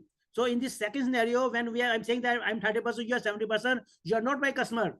The stand saying this is a partnership. This is not coming in the definition of customer. Okay, in the customer definitions, you have to bear some risk. In the first scenario, I'm bearing the risk. Okay, so this is the relationship which is explained by the standard, that if the risk sharing is there, then this is called partnership. This is not a customer. Okay, so first of all, you have identified that to whom you are making the transaction, that is your customer. Now, coming to the first side, now identify the contract with the customer. So, what is the essential of this contract? He saying that number one, approved by the parties. Both the parties will approve this one. I am the supplier, you are the customer, both have to sign. Or contract may be verbal, whatsoever, but we have to get the approval. That approval, if this is verbal approval, we can challenge in the court of law, then it is accepted by the standard. Okay, so first thing is approval. Both the parties will give the approval, both the sign the contract. Number three. Number two, right can be identified. Identify what is my right. My right is that I have to make the product as per your requirement. The quality, assurance, everything will be as per your requirement. And what is your responsibility? Your responsibility, you have to pay me. So the rights should be identified in the contract. What is my right? What is my obligation? What is your right and what is your obligation? Then payment term. You will pay me 40% advance. You will pay me after 3 months, after 9 months. So all these terms are agreed in the contract. Then commercial substance. Commercial substance is very important. What is the commercial substance? The timing, amount, everything will going to change. Risk is going to change. Okay. So when this transaction was sale purchase, definitely there changes timing, there changes amount, there changes risk. So this is part of commercial substance. So commercial substance risk is there. If I'm doing a transaction with my related party, there is no risk. He will pay me. Okay, he will not pay me. He will pay me future. I will deduct. There's no risk. I'm very comfortable with my related party. But if I do the business with the outside the related party, then there is a risk. Maybe he will pay me. Maybe he will not pay me. The other party also having the risk that the product which he's getting not as per his requirement. So commercial substance should be there. And then lastly, consideration will be there. If you're not going to pay me, I said, okay, I'm selling a laptop to you, but I know that you are not going to pay me, then standard saying, don't book the sale. If you show that other party will not pay you, you will not coming in this standard. So if you want to come in this standard, you have to follow all these 5 steps. I will say that first 4 are okay, but 5th, he will not pay. So I will not book the sale as per IFRS 15. For IFRS 15, you have to book sale when you will obey all these 5 attributes. If you skip one, this standard will not applicable. Okay, now what happened? Sometime there's no contract, there's no customer. One hawker coming to me, he sell me fruit and he went. So it means that he cannot book the sale. The standard saying, okay, definitely every time this standard is not possible in every scenario.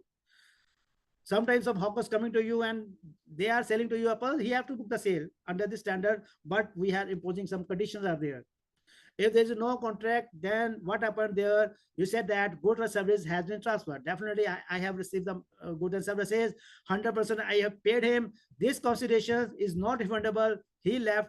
He will not return you the money, and contract has been terminated. Contract is finished. So if these four conditions are fulfilled, then if there is no contract, you can book the sale under this IFRS 15. Okay. So first we discussed that if there is no contract, there is no applicability of this standard. But now the standard giving you a way that if there is no contract, then you have to follow this 4 steps. If those 4 steps are accomplished, then you can book the sale under this IFRS 15. So this is the exceptions given in this standard when there is no contract.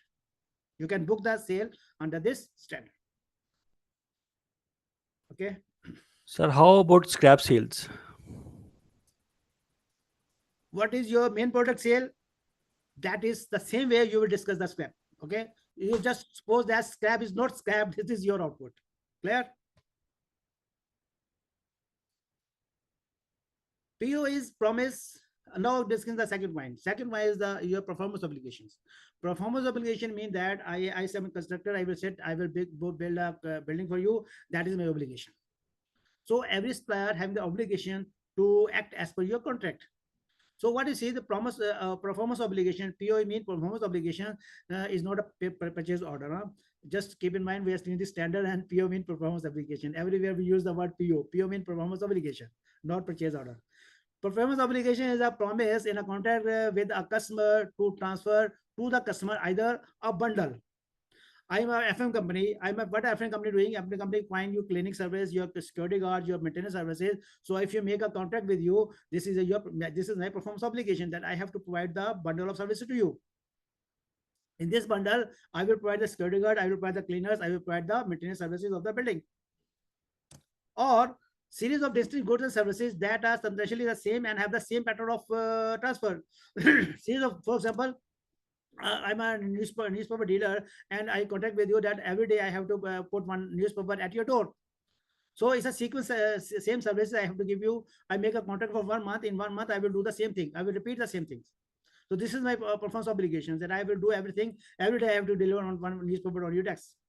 So this is the definitions of your performance obligations. It will be in the bundle. It will be in a series of sequence.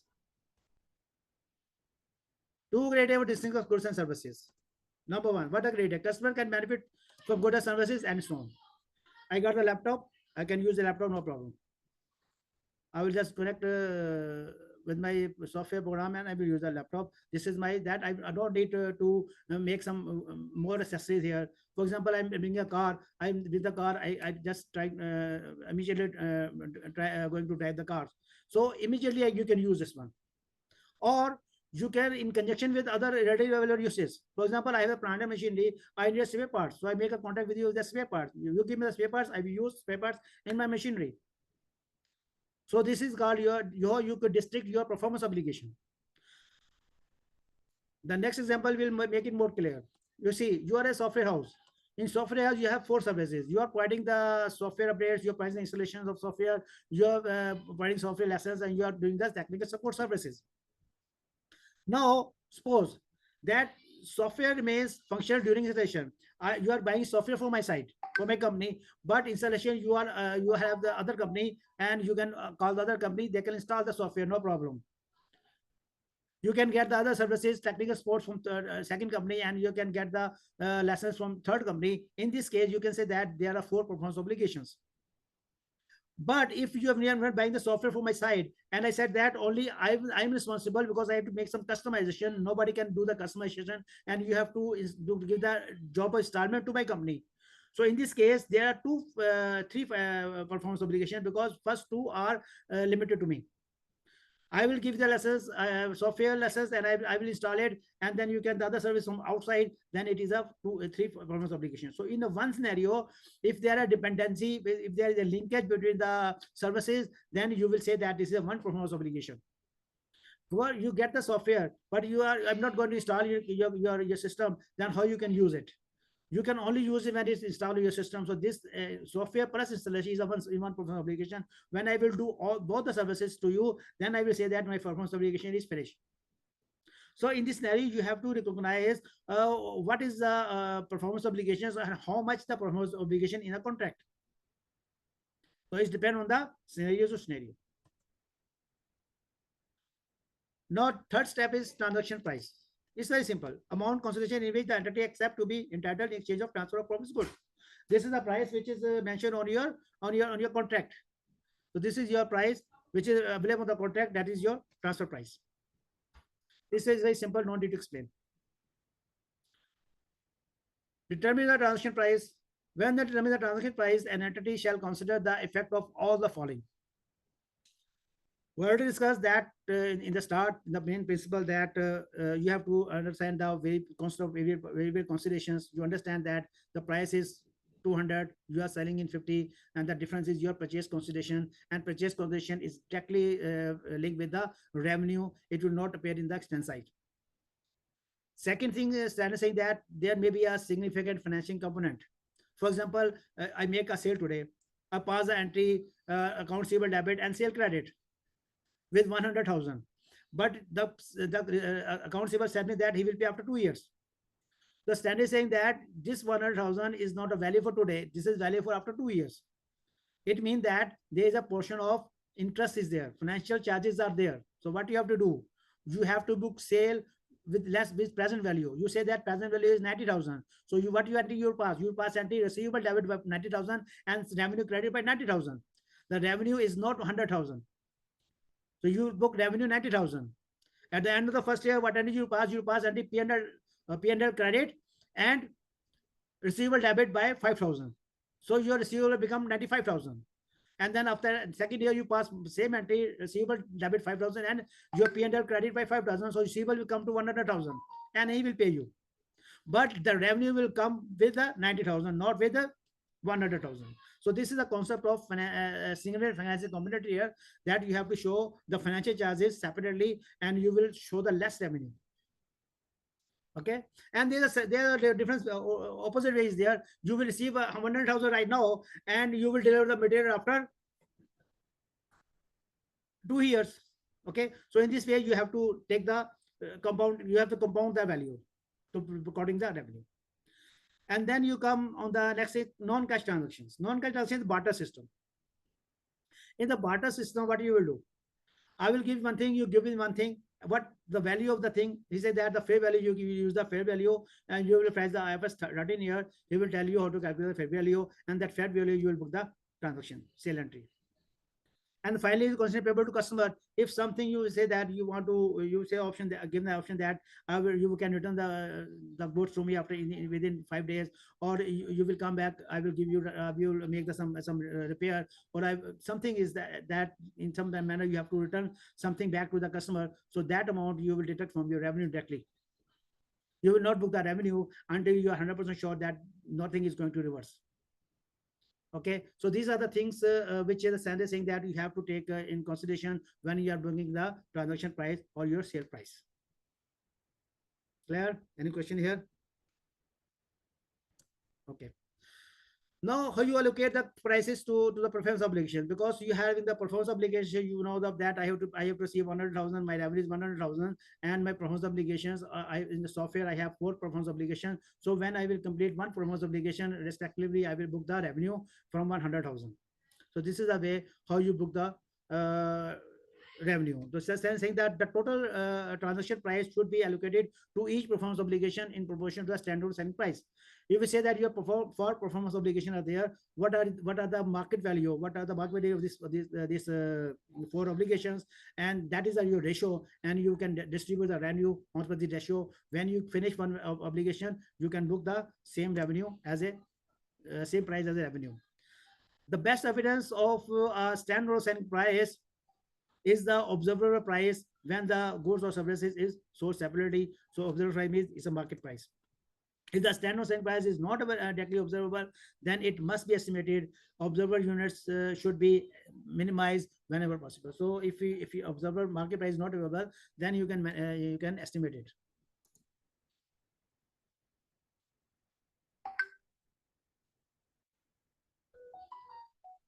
Okay.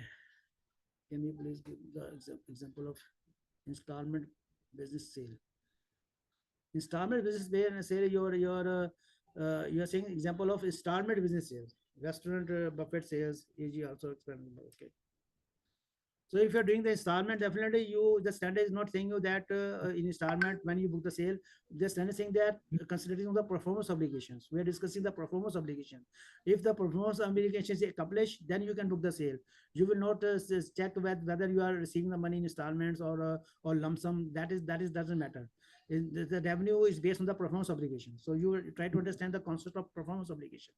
This standards book the revenue on the basis of performance obligations, not how you receive the money. Okay, allocation of transaction price.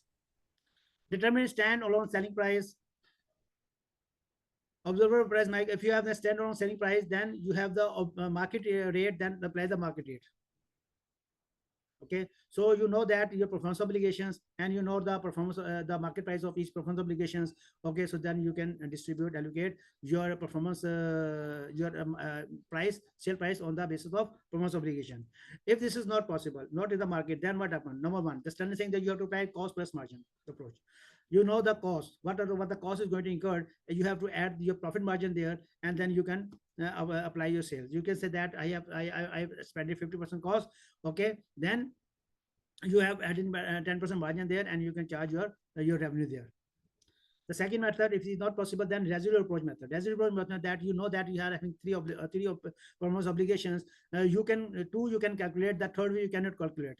So the standard saying that you apply the residual value. What is residual? Okay, that is you can charge the third one. So you cannot calculate all the prices of three obligations. If you are calculating the two obligations, the rest is for the third one, and the balance transfer price you can charge on the residual basis. But this method is normally used, not using very familiar method. You are not going to use this method. You have to try to first one, the extracted cost or margin approach. And the second is adjusted market assessment approach. It means that what is the other supplier is charging for the product. So you can use that price also. Okay, so these are the methods which are given the standard that you can use the observable price. If not available, then you can apply these three methods. One is cost plus margin.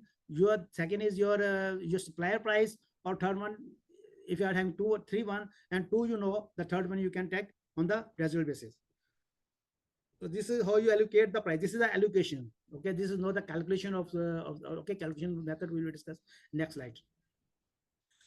IAS 15 revenue recognition model is based on transfer of control. Control transfer in two ways. Number one, this is 5 steps, final steps. At the point time, at over the time. Point in time and over the time. Those standard is discussing here in over the time. And the rest is point in time. So standard saying why we are discussing both the things in the standard. So we will discuss in detail the over the time. If the formula is not fitting on the over the time, then you will apply the point in time. So he will say that you have to see how you recognize the things in over the time. If you are able to recognize your revenue on over the time, then you will price over the time. Otherwise, you will price it at point in time. So we will discuss here only over the time. We are not going to discuss here at a point in time. Strategy of predictions. Does the customer control the assets as an entity creates or enhances? Now I want to book the revenue. Okay. I am a construction company. I am constructing a building on the land of my customer. So it's a standard saying that does the customer control the assets? So when the customer will control the assets, if I build one floor, if I build 5 floor or 50 floor building, so immediately the control will transfer to the landlord, because when you are making the building, immediately side by side the control is going to transfer to the customers. Because the customer is owner of the land. If you said the contract will cancel, you cannot take out your bricks, your cements back. It's not possible. So in this scenario, your control is going to pass on to the customer. One question is there, can you please explain with examples of value buy one get one free, and if we buy any product, company offer small gift with it. This is all the gifts, vouchers, or your gifts. These are your purchase considerations. Okay, so all the purchase considerations, you have to reduce your sales. Just keep in mind a simple formula. Don't confuse it. If I'm giving the gifts, this gift, why to give gifts? Why am I giving the gifts? Because of sales. You are saying that I'm giving this gift for 100 dirham and my sale is 1,000. I will not book the 100 dirham. Why not book the 100 dirham? Rather your expense. He said this is your purchase consideration. Just minus it from your revenue. Okay. So these are their different scenario, but you put on the same matter. Not that this is your purchase consideration. Your vouchers, your credits, your loyalty points. All these are your purchase consideration. Okay. And purchase consideration, standard thing you have to deduct from your revenue. You are not going to show as expense. Your discounts, everything is there. Okay. Okay, does the customer, so come back, does the customer control the assets? Yes, when I go to the construction side by side, the customer is getting the control. Okay, so this is there in this say that control is transferred over the time. So whatever the material you have shifted here, what your cost you have shifted there, just put your margin and you can book the sale. Clear this first point. So you are to understand how you book the sale over the point, over the time. So I said the standard saying that over the time, when does the customer control the asset as the entity creates and enhance it. So when I start construction, I build first floor, my control lose and the client gets the control. So I can book that portion as a revenue. If no, this first point very clear. I will go very slow. So first point is clear, everybody. Yeah. If you are having a problem in first point, you can ask me. I explained you very clearly that when the customer will get the control, who will get the control? He will book the sale. What amount the sale will he book? He will book the sale. We will see the method in the next slide. So what will happen if we can only invoice after the full completion of the building? Boss, if you invoice after full completion, you will not invoice. That is not matter of the standard. Standard telling you that when the control you will give to customer, you have to book the revenue in your financial statements. And so what will be the second impact, sir? What second impact? We will book the revenue, but what will be debiting? Accounts receivable. But we have not invoiced it. No, that is your problem. Unbilled revenue. It will be no standard problem. No? That is not problem. Standard saying that you can book the revenue. When you will book the revenue, you will book the accounts receivables. Okay. So if you're not invoicing, you're not booking the sales, it will next year you come to know that last year you have to invoice, then that is your private item. You have to go on IAS 1, IAS 8. You have to follow IAS 8. But this standard saying that you lose the control, you have to book the revenue against the accounts receivable. Okay. Second, if not this is the case, then second case one cook is this. He said that does the customer simultaneously service and customer get the benefit? For example, you got a cleaner in your building. So cleaner is cleaning the building every day. He delivering the service, you are receiving the services. I put one security guard on your building. The security guard just sitting on the chair. So he's delivering the service, you are getting the service. And does the entity have the enforceable right to receive the payment? Definitely, I have the contract with you that I will drop my watchman there, and every month you have to pay me. Yes, you have to book the sale. So you will not wait that the contract is for 1 year. After 1 year, I will invoice. No, I will invoice you monthly. This is the answer to your question. Okay, when you invoice. But as per contract, every month you can book the sale because you are delivering the service. He is seeing the service as per contract. He has to pay you. If no, he said I will pay you only once, then okay, no problem. I will book the revenue later on. Second, if not is the position, third position, that does the entity performance not create an asset for which entity has an alternative use? You said, Mr. Prepared a aeroplane for me, for jet fighter for me, for Uran Tashtri for me. Then what I will do for the industry? I have no market for this industry. I was making this one only for you. This asset only you can use. I have no market. And secondly, the same thing, When I will start building this one, I will say that 10% commit, you say, okay, I will pay you 10%, because if I'm making a ship for you, it will take 5 years in building. But I will say you the contract that in side by side you have to pay me, and you have to pay me. In this case, you will book the sale. Otherwise, you will not book the sale. So these are the three scenarios given us in the standard. The standard is there. If in any scenario your transactions fit, then you can book the revenue. Otherwise, you will book the revenue as point in time. Yes, sir. Any question?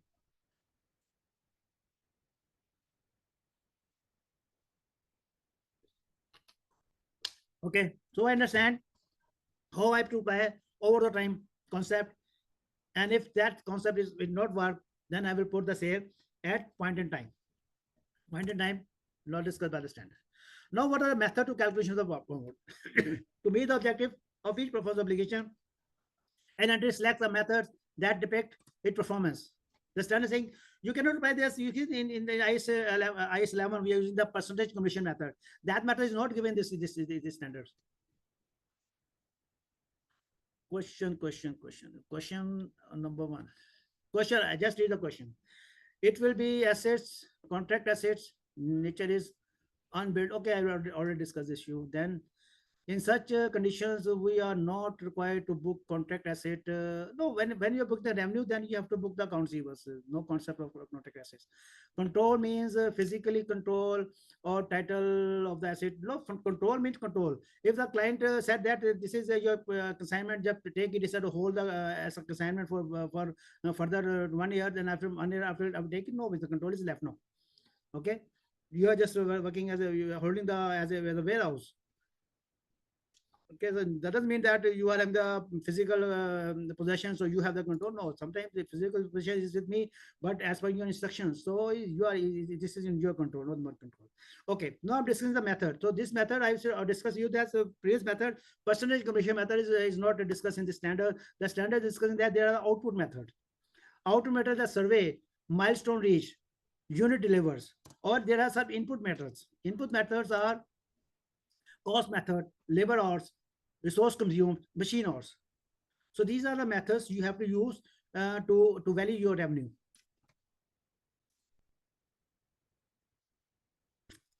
Question is there in construction, normally there is a process of certifications of by a consultant who can suggest that this consultation is coming in a survey.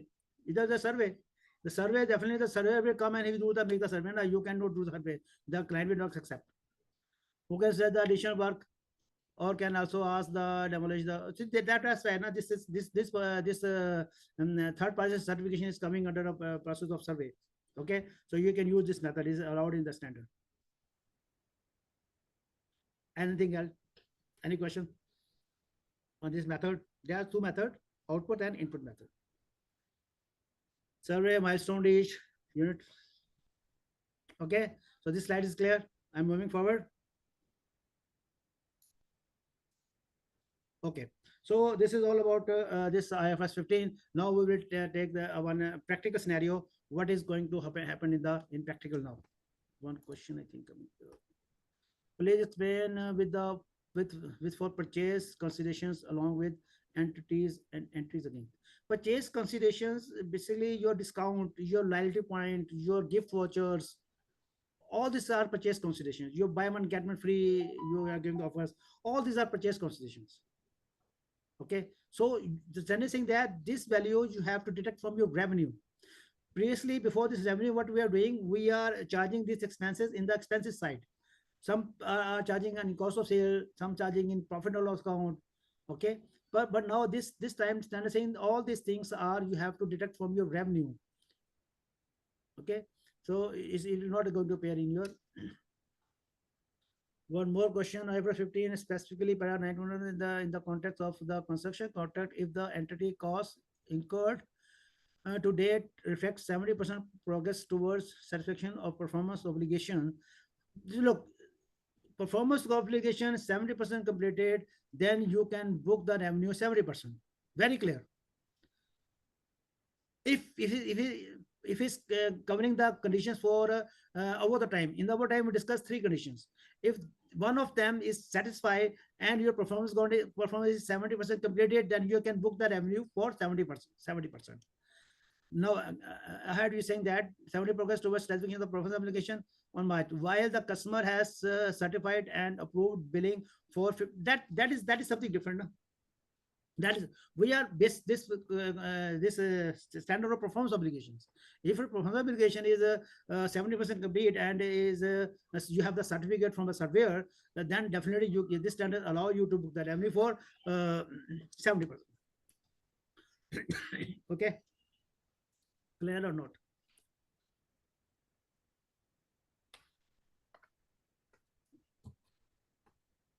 Okay, so we will move in installment business. The one question is here. In installment business, the car has been given to the customer, but the ownership of the car will remain with the company until all the installments will be cleared. In this scenario, at which time company will book the revenue? Okay, this is the case of installment. Okay, we are taking the car to the loan. Normally, we are taking the car on the loans of the bank, and we're paying the installments. The title remain with the bank, and you are using the car. So if you see that this is the concept, conceptually, you say this is a substance over the form. All the standards are written on the substance over the form. The substance means reality. What is the reality? The car is in my custody. I'm using the car. Okay, when the assignment will finish, the title will transfer to me. So what the standard is saying, if you see the IS1 saying clearly saying that if you have the substance, in reality the car, you are the owner of the car, so you have the car in your assets. If I say I will not show car in my assets, standard is not allowed. Standard say no, I will not go on the legal form. The legal form, it doesn't matter. I matter on the substance. The reality is that you are the owner of the car, so you have to show the car in your assets. So car is appearing my assets. Car is not the assets of the bank. So this is the substance. So you have to see the substance of the form. So you have to relate the transaction with other standards. Okay. In the same way, if we discuss the over the form, the first concept are there, where the control. So control the car is controlling by you, not by the bank. So the bank will book the sale. Why the bank will not book the sale? Okay, next question. If you need further clarification, I can do it, no problem. Is the standard advice any guidance about the total cost of the completion of the construction project? Now you have the method not there, the input method, output method. Through that method, you can calculate the cost, and then you put the margin there and you book the sale. Please explain the difference between rebates and purchase consideration. Rebate is your purchase consideration. Combo sales offer for mobile and accessories and other case, the combo meal offer, how it will be booked. Combo sale mean that you are getting the mobile and you are getting the data you will get for 1 year, while you get immediately the mobile will book at a point in time, and the rest of the data you book at the over the time. Okay, immediately you get the control of the mobile, so you put the mobile at over the at point in time. I'll give an example for Islat. From Islat, you can get the mobile plus the data. So mobile immediately, Islat will book the sale for the employee, mobile, and for data, he will book sale with the passage of time. Is the IFRS giving preference to any method, input or output method in IFRS? No preference. You can adopt anyone. Okay, all the question answered, or anyone left? I think I answered all the questions. Okay, I answered all the questions. Okay, now one more come. What is this? If we are developers and the control will not be delivered until 100% completed, so the revenue will be booked at the time of. Definitely, if the control is not shifted 100%, then you have to book it point in time. We already discussed the first point that when you shift the control, you can book. Okay, if the control, you are saying that control is in the hand of supplier, then supplier cannot book the sale. Just keep it very simple. It's not so complicated. Just keep it very simple. Then you will understand the standard. Standard is very much clear. Okay, now we are going to do practical approach. So practical approach, I will come to my whiteboard. Okay, you all just can see my whiteboard, huh? Now we are to the practical approach for a revenue contract. So I have the case study here. With the case study, we said that a company agreed to provide cleaning service to on one and only, that is the customer name, from 5th February to 12th February with transaction price of 185 per person per day. Company has agreed to provide 90 operative staff for the above services. Okay, so he got the contract. This is the contract period, and this is price for per persons, and they will deploy 60% there. Currently, company is recognizing the revenue on completion of total services once client approve it obtain on satisfactory client service. So what, when this scenario will come to the knowledge of the auditor, what he will see? One question is there. I'm reading the question. Whiteboard not visible. Fine. You cannot see the white paper. It's visible. It's visible. Okay, visible. Okay, it's visible. Just check your laptop. Okay, when you get a contract, in the contract the okay, thank you very much. It's visible. Okay, okay. So when an auditor, when you will see one case is there, one contract is there. In this contract, you will see what is the requirement of the contract, and then you will how you will practically analyze your contract. First of all, first point, you have see the identify of the contract. You will identify the contract. In this scenario, the purchase order is approved. Approved means both the side with the payment term of 45 days. The service is agreed of cleaning, which are commercial substance. Hence, the purchase order is a contract as per IFRS 9. So you have to show that this is your contract. This is your first step. Then performance obligations, cleaning services by 60 staff for 5th February to 40 days is very clear. So this is your performance obligation in this contract. Transaction price, you are saying this is your transaction price. How you allocate single performance obligation? So all the transaction price will apply to this single performance obligations. There we need to separate it. Then book the revenue. Yes, as per para 35 IFRS 15, the revenue should be recognized over the period. Okay, you will give the services, he will get the benefit. So you can, the customer simultaneously receiving and consuming the benefits provided by the anti performance as an anti performance. So this is the case. So all this case contract to contract, you have to do these 5 steps. Then you will say that this is your your series as per your IFRS 15. So this is your practical approach here. Question is that it is a PDF file or on board, which is this is a PDF file basically. This is PDF file. Okay, so with this practical application, I finished this standard also. So any answer, any question you have with regard to IFRS 15, you can do it. Then we will start IFRS 16.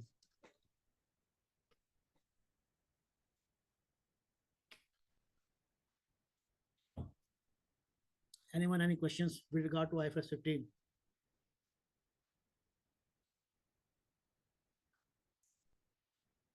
Okay, it's clear. Simple. Yes, IFRS 15 is very simple. If you apply logically, then it is very simple. Everything is given the standard.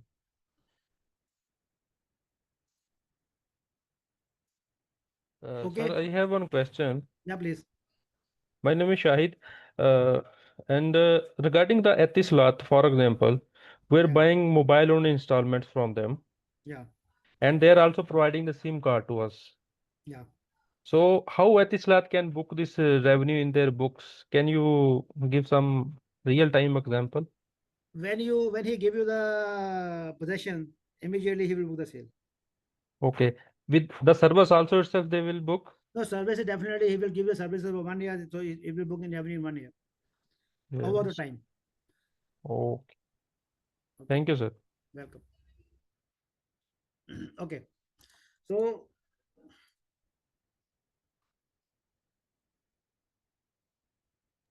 Sir, also let's say- for with the commission-based business like Talabat, for they're like running a business on the commission-based. For example, they're receiving 100%, 30% their commission, and 70% they're transferring to the. when the title will transfer, he will book the commission. Okay. Okay, and the question is, yes, sir, please explain with an example with the partial milestones at the year end. Already discussed. partial milestone is method under your output method. Milestones are there. If milestones completed, you can book the revenue. Okay. Sir एक और question है कि हाँ जी, Ramzan please, please. Offers जब restaurants में ना mostly हम Ramzan offers दे रहे होते हैं तो उसमें 7-8 आइटम जो होती हैं ना उनकी इंडिविजुअल कॉस्ट होती हैं, तो हम उसको एक पैकेज बना के ना कस्टमर्स को सेल कर रहे होते हैं, तो इस सूरत हाल में कैसे तो वो revenue? By one get one free हो गया ना सर। आपने एक चीज खाई, दूसरी चीज फ्री होगी आपको। नहीं, उसमें एक तो नहीं होती ना, उसमें 10 चीजें इकट्ठी हो जाती हैं, सर 10। आप 20 कुछ चीजें इकट्ठी कर लें, वो तो वेरिएबल कंसिडरेशन होगी ना आपकी। आपकी तो एक्चुअल उसमें से अगर आप 10 चीजें अलग अलग बेचते हैं तो आपको 100 रुपए मिलते हैं। अब आपने 10 चीजें इकट्ठी बेच दी, आपको 80 रुपए मिलेंगे, ये बात हुई ना। ठीक ऐसे ही है हुआ ना सर। जी जी। उसमें डिफरेंट परफॉर्मेंस तो वो जो 20 ऑब्लिगेशन रुपए है वो वाली। आपका परचेज वेरिएबल कंसिडरेशन है ना, उसको आप वेरिएबल कंसिडरेशन ट्रीट करें आप। कंफ्यूज होने की बात नहीं है। ठीक है, ओके, थैंक यू। चलो जी। अब आते हैं जी, we are coming on IFRS 16 leases.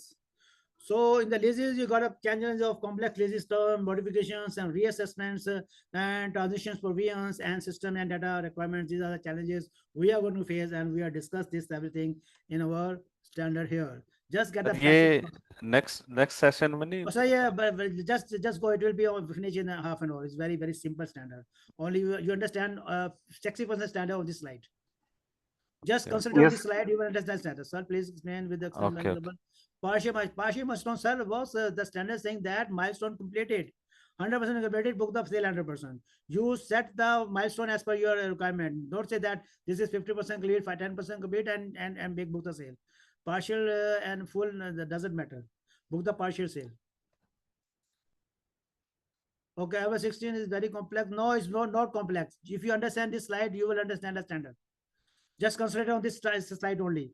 What's the basic concept? What happened? People are very much confused. What is the leasing? First of all, people not having the concept of leasing. Just try to understand. There are two companies. Just see this one.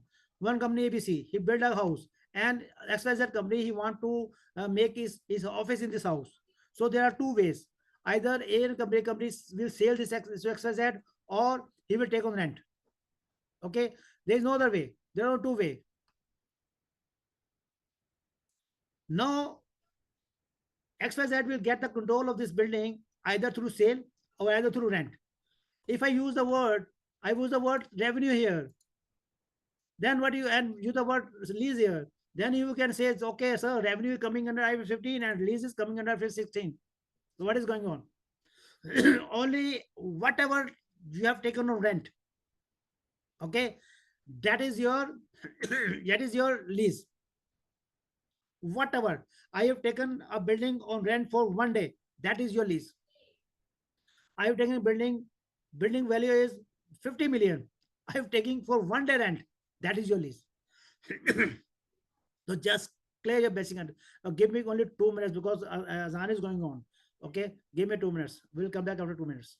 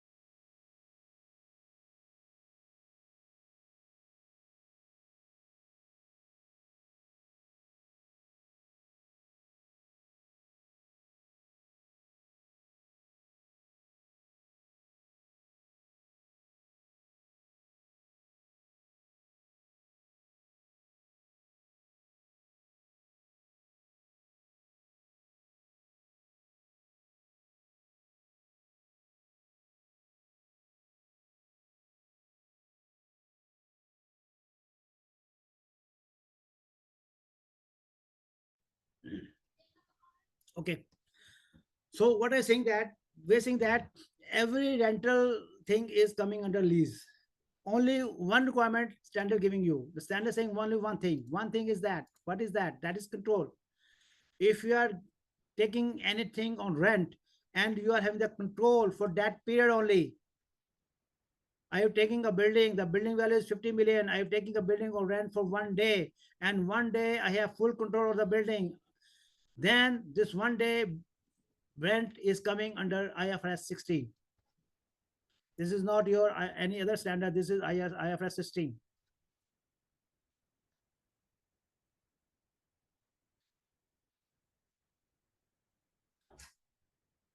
Understand, sir? So standard saying that when you are getting anything on rent, period doesn't matter. That is your IFRS 16. Only one condition. One condition. You have the control. You have the control of the building for 1 day. This is your lease. I'm getting a car on rent for 1 month with driver. This 1 month, this is 1 month rental is covered under IFRS 16. That is your lease. So first of all, try to understand to make your concept what is a lease. Every rental thing is lease. On every renter, IFRS 16 will apply. Only one condition, control is there. Okay. Is there any question? Is there any condition when the contract liability can't be booked? This is question for IFRS 15. Is there any condition when the contract liability can book? I understand. This is you are asking question for IFRS 16 or IFRS 15. Contract liability or purchase of obligations. Purchase obligation, then when you satisfy, yeah, definitely. When you book the liability, purchase obligation is your liability. So when you will incur the liability, you will book the liability.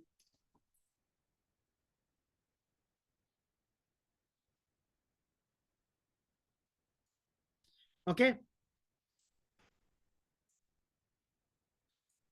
IFRS 9, we have class. If you see the brochure of the ICAP, Mr. Yasir, I think, do the IFRS 9. He will do a class in next sessions. Just let me finish this IFRS 16.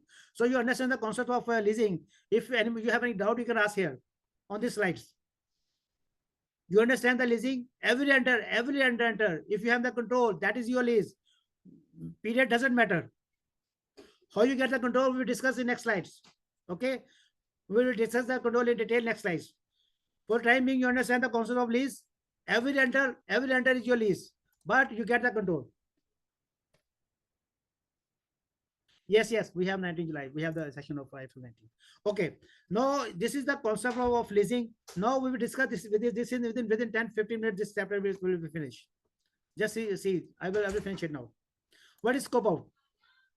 This is a scope of these things. The thing coming biological asset 41, your IFRS 15, IAS 38. You see, IAS 38. Sometimes you are taking this intangible as on rental, but these intangibles are specifically out of scope by the standards. So these intangibles you will not covered under leasing. You will covered under IAS 38. Now, what you are going to discuss in the standards, you are discussing in the leasing, how the leasing will do the accounting, the lessor, how the lessor will do the accounting, sale and leaseback agreement, okay, your subleases and your transition provisions. All these things we are going to discuss in this standard. Financial impact. What is the financial impact? The profit before interest, tax, depreciation and amortizations will shoot up and EPS will fall down. Your total assets will shoot up and your net asset will fall down, because your liability will going to increase, your gaining share will be increased, and your interest covered and net assets covered will be fall down. This is the impact of leasing. Commencement date. Where the sentence says that when the asset is available for use, that is your commencement date. What task you have to perform? Determine the lease term, initial recognition of lease, and lease accounting start by lessee and lessor. This is your date of commencement. You will do all these tasks. Now, what is the lease? The standard saying at inception of the contract, an entity shall assess whether the contract is or contain a lease. That is, a lease is a contract convey, number one, the right to control the use of and identify assets. So two things you have to understand. Right of to control. Okay, we discuss control. So here the standard saying the right to control of use of an identifiable assets. So what is the identifiable assets? You have to know the assets on which you are taking on the rent. It is a identifiable assets, and you get the control. And then what is the time period? And lastly, the price, what you will going to pay, the considerations. So you next slide we discuss these four things. Number one, right to control. When you get the control, number one, you get the all the economic benefits for the 1 day, and for 1 day you have the option to direct the assets.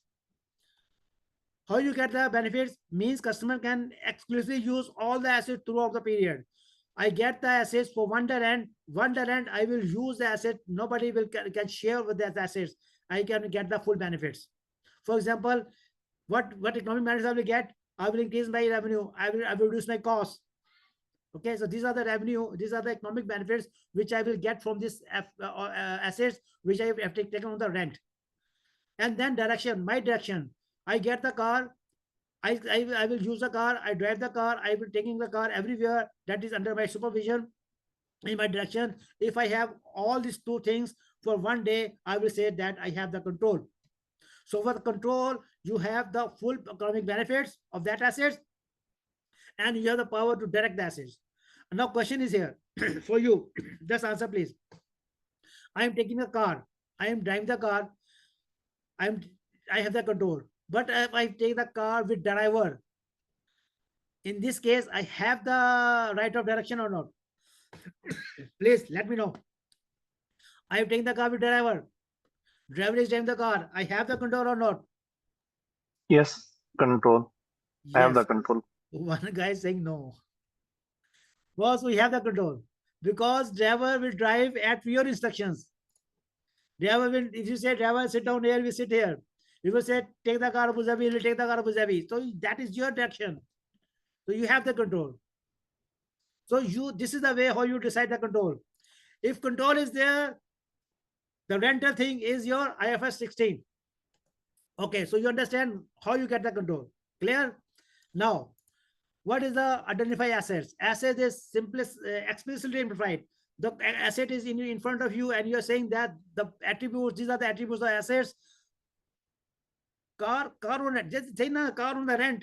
You have taken the car on the rent. So that rental is coming under IFRS 16. Either you have taken without driver or with driver, doesn't matter. You have the direction. You have the full benefits of the car, economic benefit. You are getting economic benefit. But if I've taken the car for the rent and I give sublease to other and getting the rent, that is my economic benefit. Otherwise, I have to pay taxi. I'm not paying the taxi. This is my saving. I'm using rental car. So this car control is a direction in me. What is the rent? Rent is, I already told you one first line. Rent is your lease. Rent is your lease. Rent is covered under IFRS 16. Only one condition, control. How you get the control? Last slide. Economic benefit. You are getting economic benefit. You are getting rights of direction. Then you get the control. Okay. So this is your lease. Clear? So just focus on the control. Every rental, I told you as a example, 1 day rental, I've taken the car for 1 day. That is your covered under IFRS 16 because I have the control. By building, the building value is 15 million. I've taken only one for 1 month for rental. This is covered under IFRS 16 because I have the control. Control, there are two things, economic benefits and direction.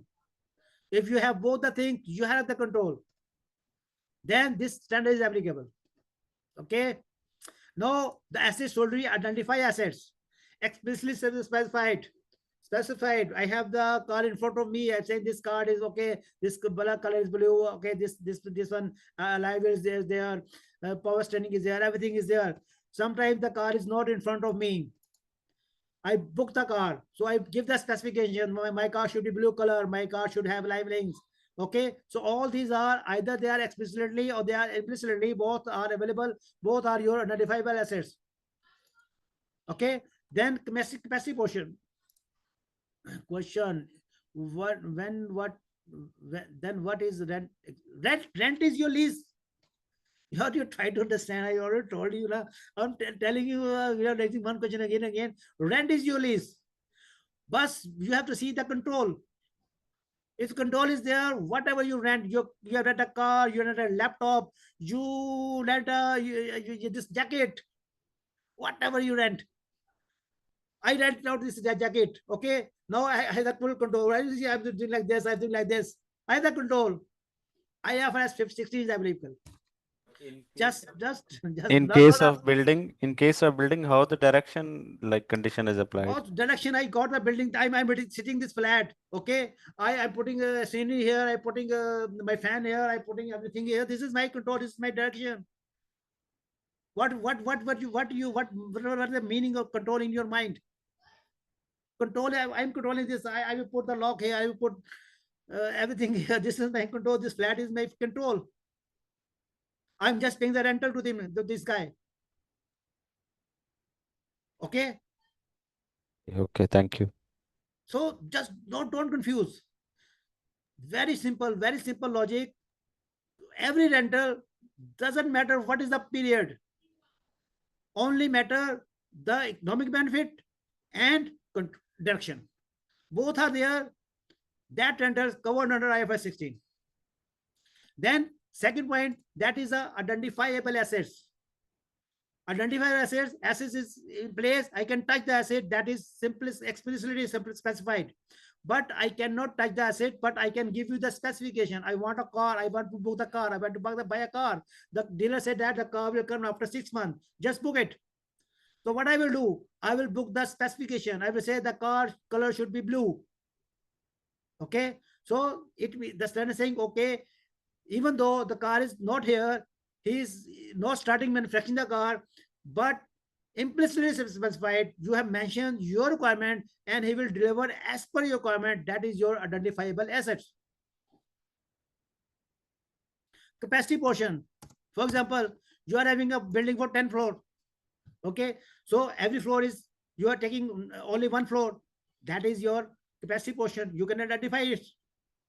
If you cannot identify it, then you have to see that occupation is substantially all the capacity. You are saying that you get a pipeline. In the pipeline, they are throwing the oil.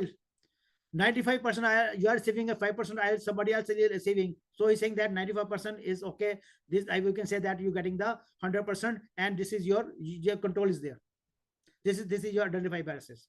So first thing, you understand the control. In control, we said that economic benefit plus direction. And second thing, the definition saying that the asset should be identified. The asset in front of you, or he's going to make as per your specification, both are acceptable. We will say that this is your identified asset. You bring a car on rent, this car is a identified assets. You are taking a building for 1 day rent, this building is your identified assets. Okay, so these are covered under IFRS 16. And second is the term. The term is saying the period. I said 1 month. How you calculate the 1 month? You will say that, he said that, okay, when you get this, I buy this flat. He said you can pay 12 months and I will give you 1 month extra. 13 months you can live in this flat. So this 1 month grace period is part of your lease.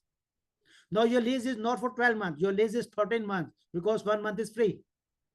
So when you calculate the lease and you will say, I will divide it into 12, you will not divide by 12, you divide by 13. You will book your lease rental in 13 months because that free period is covered under lease. Then non-consumable period, 1 year is 12 months is non-consumable period. So my lease period is 13 months. I will say I'm paying rent for 13,000. So my monthly rent is 1,000 divided by 13, not by 12. Then if I said this, he said you can extend it. I can extend it. Okay. Then I will calculate. I can say I will go for the next month, next year also. I will live in this building for 2 years. So I will book lease for 2 years. I will book today. I will book liability for 2 years. I will book ROU for 2 years because I want to continue this building for 2 years. Okay. So rental period, you will take the rent value as per your rental period. I am taking building for one month. I will book liability for 1 month. I am taking building for 11 months. I will book liability for 11 months. Today, I have taken building for 10 years. I will book the liability today for 10 years. I have taken building for 100 years. I will book liability today 100 years. Your balance sheet will be so much zeros, no problem. This is not the problem of standard. Standard saying that what is the period of your liability? You book the liability today. You want to hire this building for 100 years. 1 year rental is 100,000. You have to book 100,000 rental today as a liability, and proportionally you book the assets or your assets. Your balance sheet shoot up, no problem. Clear? And further, is there a period covered by the option of termination periods there? You have to consider that period also. So this is the length of your liability. How you calculate your liability? You will take liability 10 years. You said 1 year rental is 1,000 into 10. That is my liability today. So this is the way how you why this is important for lease term, because for lease term you are booking the liability, for lease term you are booking the ROU assets.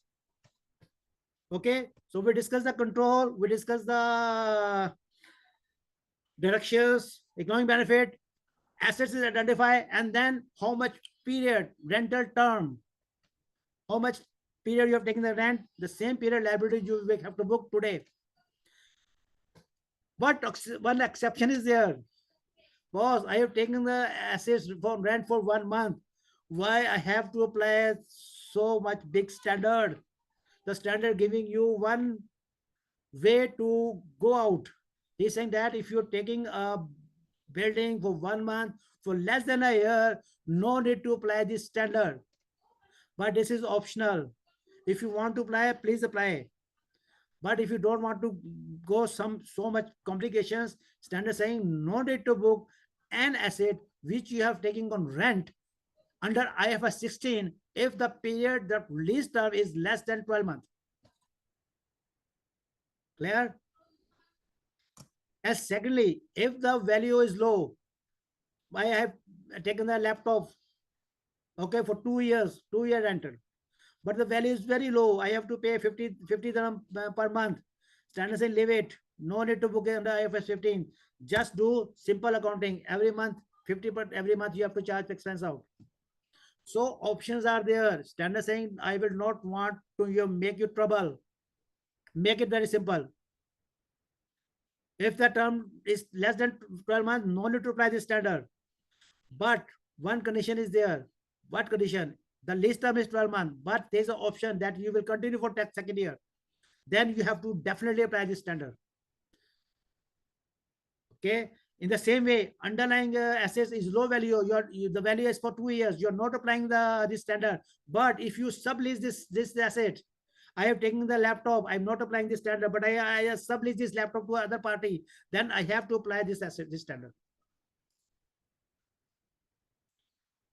Question: can you please explain the lease period again? Booking 2 years lease in 1 year is not understandable. Or okay, I will tell you. Look, what happened? I have taken this flat on rental. That rental is lease because I have control on this flat.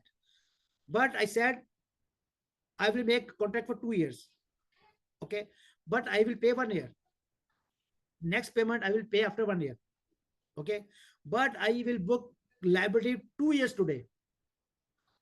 Even though I am making payment 1 year today and second payment I will pay after 1 year. But standard saying that since you are going, your rental period is 2 years, so you have to book liabilities for 2 years today. 1 year you will pay to it today, and the next you will pay after 1 year. So this is the concept here. So you have to book the full liability.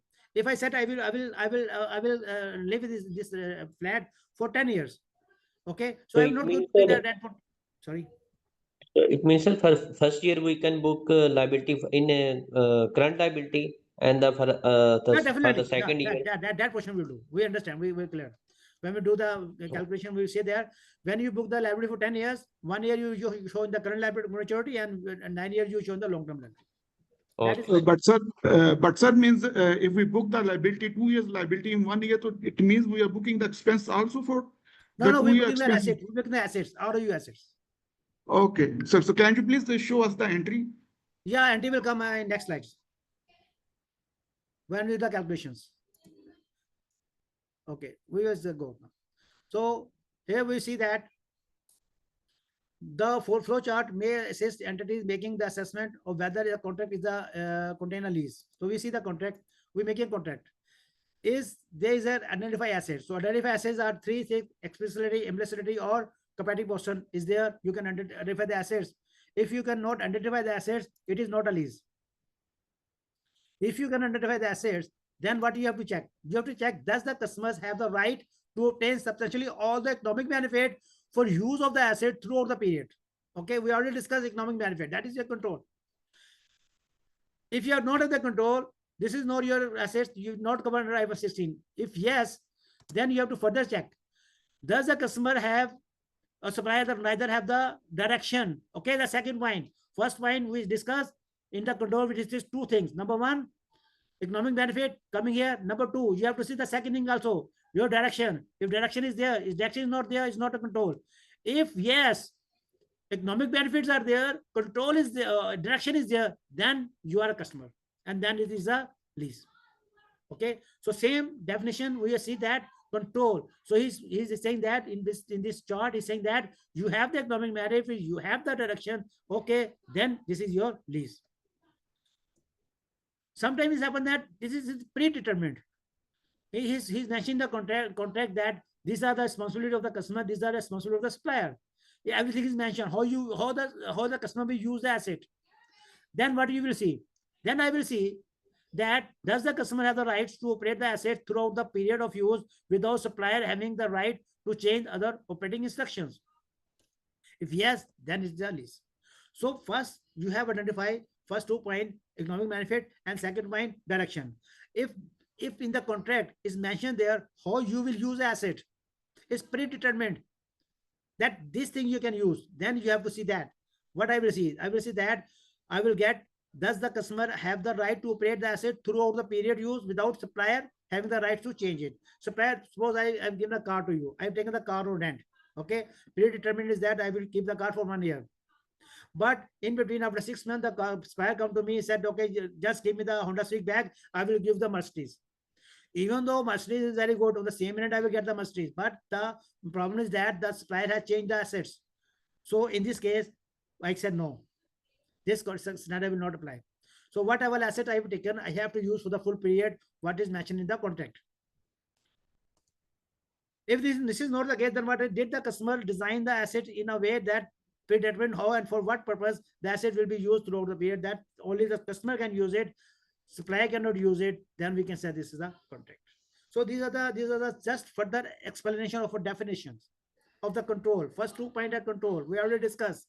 And 2 other points, if the asset is predetermined, then you have to see that these 2 steps are there, you can say that lease is there. Okay, this is a just extension of your definition. Now, sometimes you take a multiple assets on lease. So how you treat this one? In case of multiple assets, each asset provides benefits to its own or together with other sources, or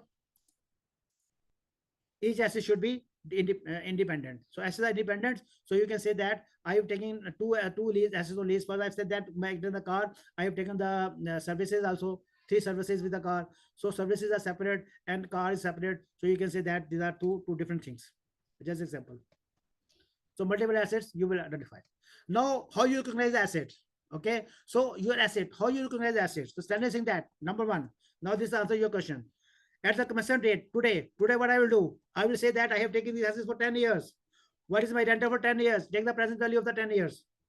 Okay, I have taken the asset. Every year I have to pay 100,000. So 100,000 into present value of 100,000. That is the present value. Suppose I have to pay 1 million in 10 years. The present value is 90 lakhs. So 90 lakh is my present value. Is my ROU asset.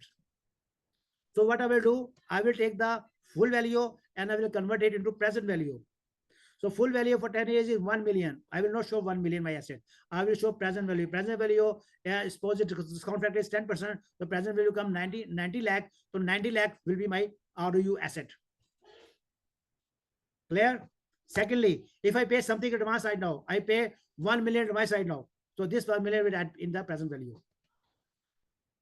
Okay, any lease payment made at or before the commencement date. So whatever I'm making advance, so that advance is part of your right of use assets.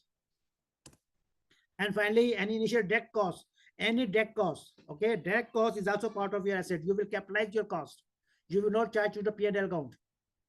So all your direct expenses you will capitalize.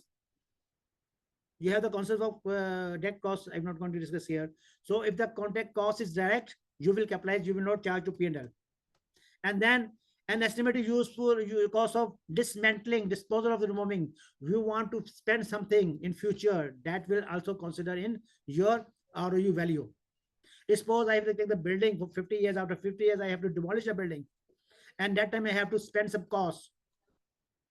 That cost you will book today. Okay, you will say after 15 years I have to pay 1 dirham. So I will say 1 dirham will be added my assets, and I will create my liability there. Okay, so how you calculate the value of asset today, and tomorrow I will see next slide. What happened tomorrow? Okay, this is the liability. Same day today with the liability. So what the same value? What value? The same first value. Only first value. Rental payment. Present value of lease payment. That is your liability. What you paid in advance, you already paid. That is not your liability. Okay. Direct cost you paid, not your liability. Okay. Dismantling is your liability. You book in the other headings. Okay. So that is liability, and this liability you will differentiate between current and non-current. So next 12 months, what I'm going to pay, that is current liability, and rest we will pay as non-current liability. Future, what happened in future? Today I book the asset through this standard. Now tomorrow, what I will do? I will see either this asset I've got to book under IAS 16, under cost method, or the revaluation method. Or if it is your investment properties, then you will book under IAS 40. How you charge the depreciation? From commencement date to end of the useful life. If you are going to ownership, if you're going to go being the owner, so then you will take the liability for the full life. If you're not getting the ownership, then which period is less? That period, which period is less, you will book the depreciation in that period. Okay. So subsequently, what you book, you will go in the relevant assets. If this is assets relevant to IAS 16, deal as per IAS 16. If this is assets relevant to IAS 40, deal with IAS 40.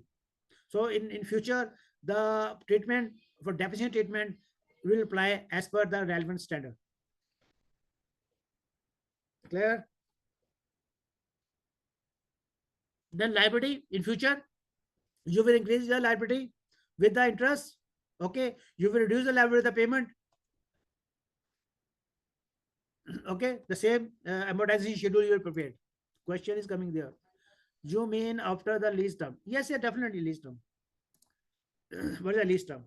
Okay. Remeasure the carrying amount of the reflect any reassessment. If there is a reassessment or modification, accordingly you will change your liability. We will discuss reassessment and modification in after the next slides. So this is the case of liability. Liability will increase with your interest and will decrease your payment. And if there is any modification or reassessment, you will adjust your liability. Then modification due to change in original term and conditions. Okay, now discuss the modification reassessment. Standard saying that modification is the original terms and condition. If original term and condition change, yes or no? What is the original term? Original term, I have taken the lease for 10 years. But now I have changed the condition. I said, no, I will go for 12 years. This is change in original term. Okay. I will say that I will pay monthly rent of 100,000 every year for 10 years. Now, after 3 years, I will say I will pay 110 rental every year. So this is change in original term and conditions. Okay. So if we say if there is a original term and condition change or not change. Okay. If the original term and condition change, this is a modification. If original term and condition not change, then this is reassessment. For example, my contract is 10 years. Okay, I make a contract for this flat for 10 years. I have to book liability for 10 years. My 1 year liability is 100,000. My total liability, I have to book 1 million.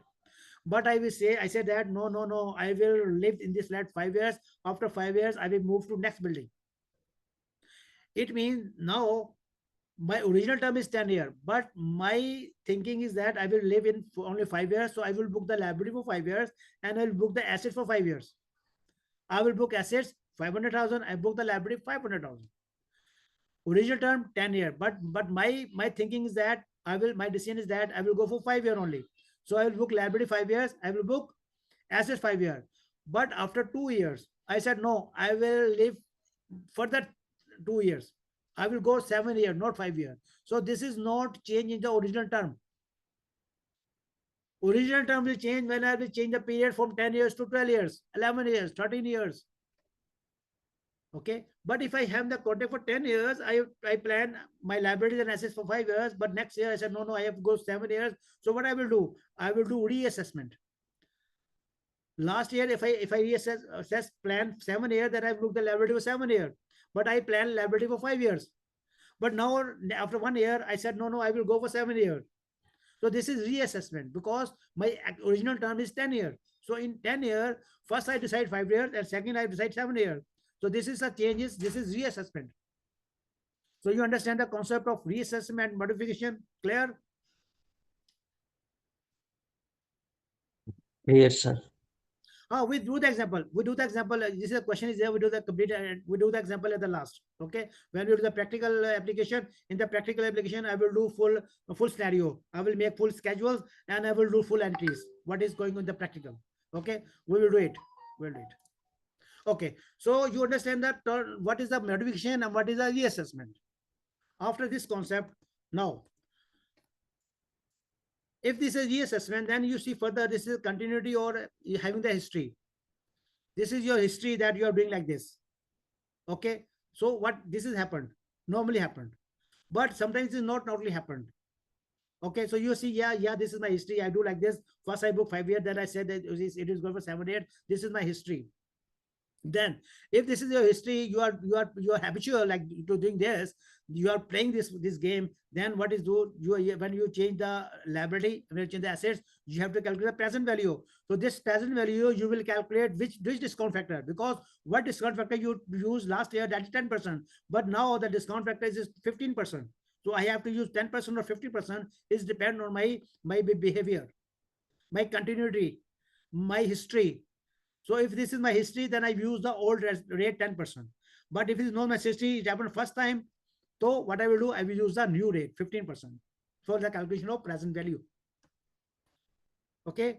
For example, in this case, history, you say guarantee value. You have given the guarantee value normally change. This is the history. Because today I'm getting the guarantee value is 100. Maybe after 2 years, the value will increase. When the value of the asset will increase, the value of guarantee automatically increase. So this is the history of the asset. Okay, your payment, variable payment. He said that the payment will change when the index will change.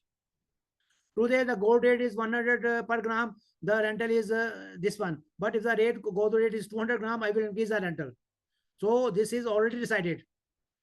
So in this case, this is reassessment. But in this reassessment, I will use the discount rate which I used initially. And what are the cases? Lease terms. If the lease term is changed or the purchase option is changed, he said that the purchase option prices, he increased the purchase price. He changed the lease term. Okay, they change the lease term. Then you have to use the current discount rate. And whatever the change will go to ROU. So all this picture, whatever you're doing, you're just playing with the discount factor, and the difference will you charge to ROU. When you debit the ROU, you increase the liability. When you credit the ROU, you increase the liability. Nothing will go to P&L. In the reassessment, just keep in mind, whatever you do, you will take the effect in the ROU asset and you will take the effect in your liability. Nothing will go to P&L. In modification, when you modify, you will see this is separate lease or this is not a new lease. If this is a separate new lease, how you should increase the scope increase at a distinct price, then result in the lease existing and new. Okay, you say that this is when you change something, when you increase the lease term, then you say that the liability will change. So that the additional amount, what is the addition? This addition as per the market price. Then you say this addition is another lease. Now you have two lease, old one and new one. Okay, in this scenario you have two lease. Clear? In second condition, if this is not a new lease, then maybe there's a decrease in scope or lease term, or increase in the scope and lease term, or decrease or increase in the value price. In this scenario, what you have to do? The standard saying that when there is a decrease means you are reducing the value, that is the reduction is charged to P&L. In all other cases, you will charge to ROU assets. So in this all scenario, when the portion of lease is decreased, okay, when the value of decrease due to modification, only in that case the difference will go to, the difference between ROU and liability will go to P&L. ROU asset will increase, debit ROU asset credit liabilities, P&L. When liability is going to increase liability, debit P&L. So difference will go to P&L. Now I will tell you one scenario. Just think this scenario and answer me. Okay, then you will understand this concept of modifications, why you are predicting the P&L. Look, I have one assets. Okay, the assets value is 100,000.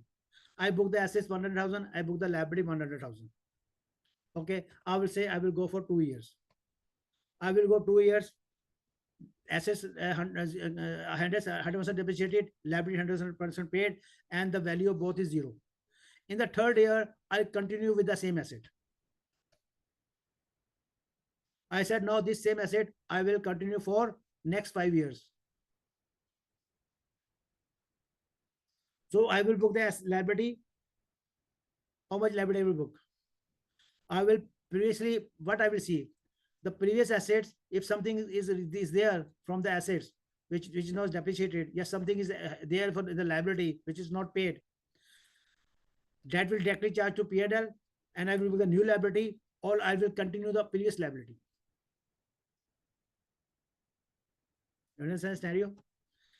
Scenario is that we are saying that first of all we have to decide that this modification is reassessment or this modification is actually modification. I will say that the modification is that when there is an original term and conditions are changed. If yes, this is modification. Otherwise, this is a reassessment. In the reassessment, we have only question, either we have to reassess our asset or liability as per the old discount factor or as per the new discount factor, but the difference will go to adjust between ROU and liability. There is nothing will going to change, go to the P&L account. Okay. And further, we have seen that in old rate, we have to see that if the change is guarantee or and variable lease payment, then we will apply old rate. In all other cases, we will apply the new rate, and we'll calculate the new liabilities and adjust the liabilities and ROU accordingly. Nothing will go to P&L. Clear? Now in the modification, only one case we will go hit to P&L. In all other cases, we will hit to ROU assets and liabilities. The only case which hit the profit loss, that is saying, first of all, the new, when there's modification, this modification you cannot separate it. It's not a new lease. It's a part of old lease. Last year I booked 2-year lease, and this year I will extend this lease for 5 years. Okay, so this is not a new lease. Basically, I have to book before 2 years back, I have to book 7 years lease. But what I did, I booked 2 years lease. Okay, so now I am extending that lease also. Okay, so this is not a new lease. This is the old lease. Now the standard saying in that lease, you have take out the building A and taking the building B. Okay, this is a decrease, but this scope has changed. The building is changed. If the building is changed, then you have to close the first building and the difference will go to P&L. If you continue the same building, then nothing will go to P&L. Clear?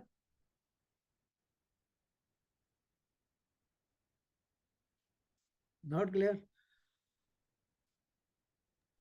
Yes. It's almost clear. I have one question. Yeah.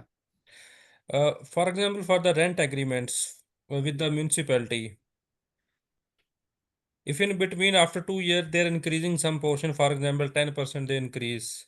So we this have is variable in payments. This is your mention here. First point, variable in payments. Payments are variable. no. at the point of booking, we did not know this will be increased, but as per past practice, there is similar payments. So it in future after 2 years they're asking they increase 10%. It's a continuity. After. It's a continuity. Nothing go to P&L. You are just your. That is I'm saying. This is continuity. So we have to be recalculate all this Yes, exactly. lease Because liability and yeah, lease the asset. Yeah, you will cover it in ROU and liability. Nothing go to P&L. Oh, thank you, sir. Okay. One question is coming. I'll just read this question. Achha, better to explain each scenario by a quick written example for better clear understanding. Oh, it's very clear now. You see, very clear. First example. First thing that in reassessment, you have to see reassessment mean that your guarantee value will change. Your lease term, you see that your lease term, as per original contract, lease term is 10 years. Okay, you are taking liability assets for 5 years. Now you decided next year you go for 7 years. So this is your reassessment. You reassess your period. But if I say you want to go for 11 years, so this is modification. Original contract change. Original contract saying you can go for 10 years. Okay. Now you are saying that I will go 5 years. Okay. But you say no, I will go for 7 years. But if you say that I will go for 11 years, then you have to ask the supplier change the contract. So this is modification. So first you have to distinguish between reassessment and modification. In reassessment, all the scenario will go to ROU assets and liability. Nothing will go to P&L. If there's a modification, then you have to see that you have taken out that asset. If you have taken out that assets and you have going to with that, I have taken out building A, I'm going to building B, then the difference will go to P&L. When I will take out the building A and go to building B, if the building A, I will make the asset 0, I will make the liability 0. If the difference is there, I will charge you a P&L. But if I will continue with the building A, then nothing will charge you P&L. Only adjust between ROU assets and liability. In all of the scenario, I will adjust everything in ROU and liability, ROU and liability. P&L only one time hit when you will discontinue the assets. If you continue the same asset, P&L will not hit. Just make it very simple. Okay. Now the next concept is lease sale and lease back. So sale and lease is very simple. So saying that first of all, when I'm a lessee, I'm an assets. I give the asset to you and then return the asset to me and I will use the asset. Okay. First I will sell the asset to you. You will pay me the sale amount. Okay. And then you will give the asset back to me on rental, on lease. So standard saying first when the lessee will give the asset to lessor, just see IFRS 15 will apply there or not. So first you have to see in the first transaction when I will give the asset to you, in that way the IFRS 15 is applicable or not. If not, what will do? If yes, what will do? So I will see that I have given the asset to you. I apply IFRS 15 and it's applicable. I said the IFRS 15 said that okay, this is the sale. Now what I will do? I am a seller lessee. I am seller lessee. I am giving the asset to you, and this is as per IFRS 15. So what I will do? First of all, I will sell you asset on the market value. Suppose the market value is 100, the sale price is 100, no issue. What is the fair value and sale value are equal. But if the sale value is higher, I sold you asset for 200, but the market value is 100. You are paying me 100 more extra. So standard saying this one more 100 extra you are paying me, that is your financial assets. That is your loan. You are taking loan. That is not your sale. You will pass the entry cash debit 200, credit revenue 100, credit financial liability 100. Clear? So if the fair value is less and sale price is higher, so entry will be cash debit, revenue credit plus financial liability credit. And financial liability as per IFRS 9 you will treat. Clear? Then sometimes happen the fair value is 100, but I will sell you in 75. So now my sale price is less as per market value. The standard saying what entry you will pass. I will pass the entry. I will say that cash debit 75. Cash debit 75, revenue credit 100 as per market value. So debit 25 will be debit in prepaid expenses, prepayments. The standard saying that this 25 is your prepayments. Okay, so first of all, I am giving the asset to you, and this asset are meeting the requirement of IAS 15. This is a sale. Okay. Now instead of saying the further see, there are three options. One option, the sale price is equal to fair value. Okay, no problem. Pass the same entry. Cash debit, sale credit. Finish. Second option, if the sale price is higher and market price is less, so you will book the revenue as per market price. So what you say, you cash debit and your sale credit and your financial liability credit, financial liability will covered under IFRS 9. We will see there how you treat it. If you are taking 75, you are taking less as per market. He's saying that debit your cash, credit your revenue with the market value. Then debit shortfall will be debit in your prepaid expenses. That is your asset. Clear? So this is the case. These are the entries you will pass when we will do your sale and lease back, and it's covered under IFRS 15. But the buyer will pass. Excuse me. Yeah. Under this sale below fair value, at what time period the prepayments will be amortized?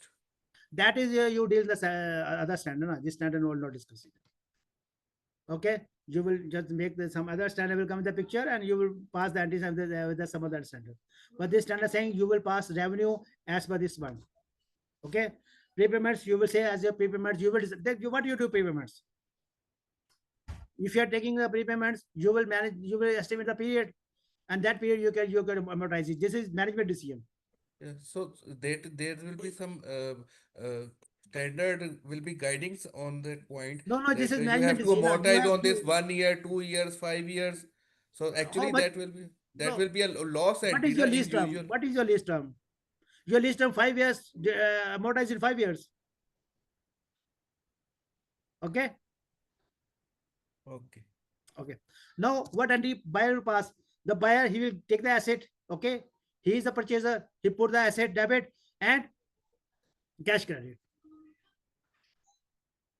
Okay. So buyer will first purchase the asset. He will say asset debit and cash credit, and then he will book as a lessor. He will pass all the entries. Now second term, when I make the sale, I give the asset to you. It's not covered under IFRS 16. So this is not a sale. When this is not a sale, then I'm the lessee. I cannot book the sale. So what I will do? I will keep my asset with me in my books, and I will create the financial liability. That is my loan. Whatever price you paid me, that is my loan. I will say cash debit and liability credit. Simple entry I will pass. I just taken a loan from you. That is not a sale transaction. That is not a sale and leaseback transaction. Only it is a loan. You have given a loss. I pass the entry bank debit and loan credit. And buyer definitely simply he is given the cash credit, and he will not recognize the asset in books. He will recognize receivable in his book. He said receivable debit and cash credit. When IFRS 15 is not justified in first transaction.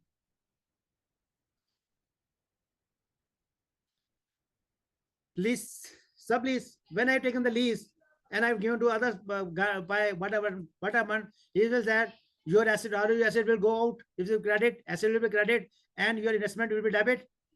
The net result gain go to P&L. Okay, you have to pay the financial charges. You have to pay the financial charges. So one thing is debit, one thing is credit. Operating is very simple. In operating is you cash credit and other income credit. So this is your sublease. Very simple concept now.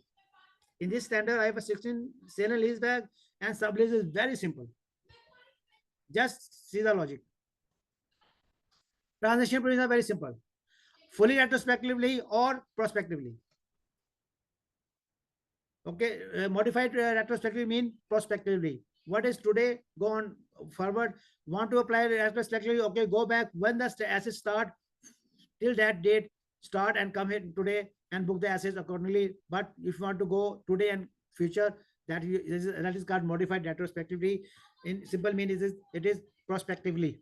So you can apply this prospectively. Just calculate what liability you are going to pay. That you book the liability, and the balance amount book in the ROU assets. Simple is that. Just calculate the liability. What liability you have to pay tomorrow? That is your liability, and debit your ROU assets. Simple. This is the way you apply this. The question is coming there. Please, we need to one complete. Okay, done. Better to explain each scenario by a quick written example. Okay, we will do it. You are explaining well, but due to tiredness. Oh, but completing, not completing. Fake only one thing is there. Sorry, only one slide is left. One slide is left. Then it's finished. Okay. Now practical example. Now we'll do the practical example. I will come back to my whiteboard. Where is the whiteboard? Okay, you can see my whiteboard. Everyone can see the whiteboard. Okay, now practical approach of IFRS 16. This is the last topic. Only 5 minutes. The scenario is that. What is scenario? There is one company. This is my company. My company name is ABC Company. My financial is 31st December. On 1st October, ABC Company began to lease for 10-year property. Okay, the lease period is 10 years. I have taken the lease for 10 years. The annual lease payment is, and every year I have to pay 500,000. Okay, payable in area. The first payment will do in December 2017. ABC Company incurred 60,000. 60,000 I paid today cost. Today cost is part of your RU assets. This is your RU assets. This is your RU assets, or this is your liability also. Then the annual rental interest rate is, implicit rate is 10%, and your discount rate is 10%. What is the difference between implicit rate and discount rate?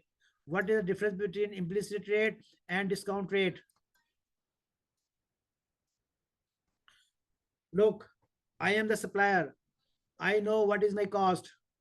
I know what margin I have to charge you. So on my cost, I will apply one margin rate, and I will charge you sale price. This margin is implicit rate. This rate is not known by the customer.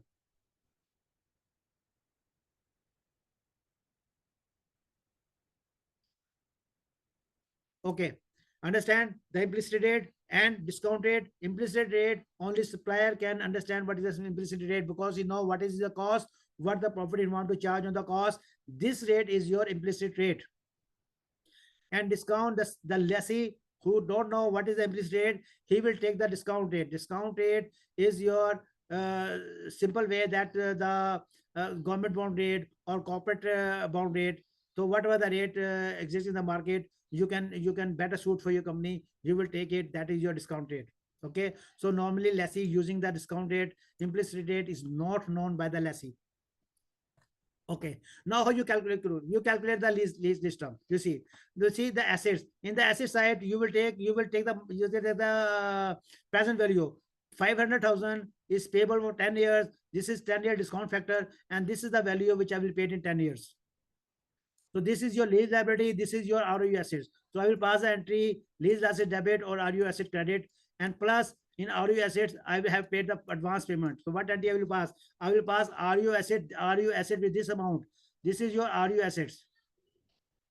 This is debit, credit your liability, and credit your payment cash. So this is the entry. I will pass the entry asset ROU asset debit, and will credit the liability, and I will credit the cost. Cost I paid in cash. This is my liability. So this is my liability. What is the present value? Is paid in after 1 year. So I will take this is my liability. This liability plus this cost is equal to your assets. So this is your general entry. So this entry I will pass today, 1st October 2016, when I have taken the lease. This is the starting period. Okay. Now at the end of the year, I will increase this liability by the interest by 10%. I will pay 10% on this figure, and this interest this is my expense. I will debit this interest, and I will credit the liability. So I will pass the entry P under debit, interest, debit, and liability. I will increase my liability. Then I will pay the liability. I will say liability debit and cash credit. 5,000 I will pay. So this is the entry liability debit. This liability will debit. This liability increasing with the interest and decreasing with the assets. So this is added. This is subtracted, and this is my balance of liability.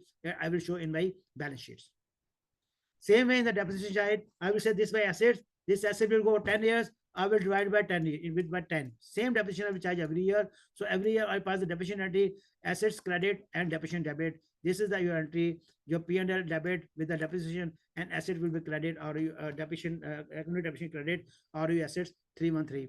Same figures. Every year we pass this accumulated depreciation entry. So these are the entries you will pass every year in your books of accounts. Now, one thing I want to tell you here, that is very important thing, that this is the accumulated method I apply here. So this depreciation, if I take this assets in the mid of the year, so what will happen with the discount factor? Discount factor will not change. It will remain the same. Discounting will remain the same, even though I'm buying the asset on the last month of the year. Okay, you will charge full year discount rate on the you suppose that you are taking the assets in the initial, and you will charge you will apply this discount factor even though you are taking the asset on for last month of the year. You will not say that this discount factor will change. This discount factor remain the same. So this is the practical application of the IFRS 16. Yes, boss. Any question? You can ask. So this is our lecture. We have finished 3 standards. Sir, yes, sir, I have a question. Sir, you said like less than 1 year, we have option to apply this lease, this standard or not. Yes. So if the lease is exactly 1 year, so still we have option, or then we must have to apply this standard? The wording you standard is less than 1 year. If the standard less than 1 year means less than 1 year. Is 1 year, then you have to apply the standard.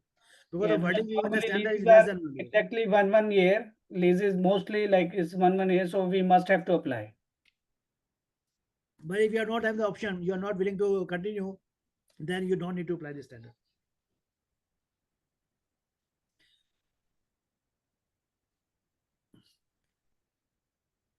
Okay.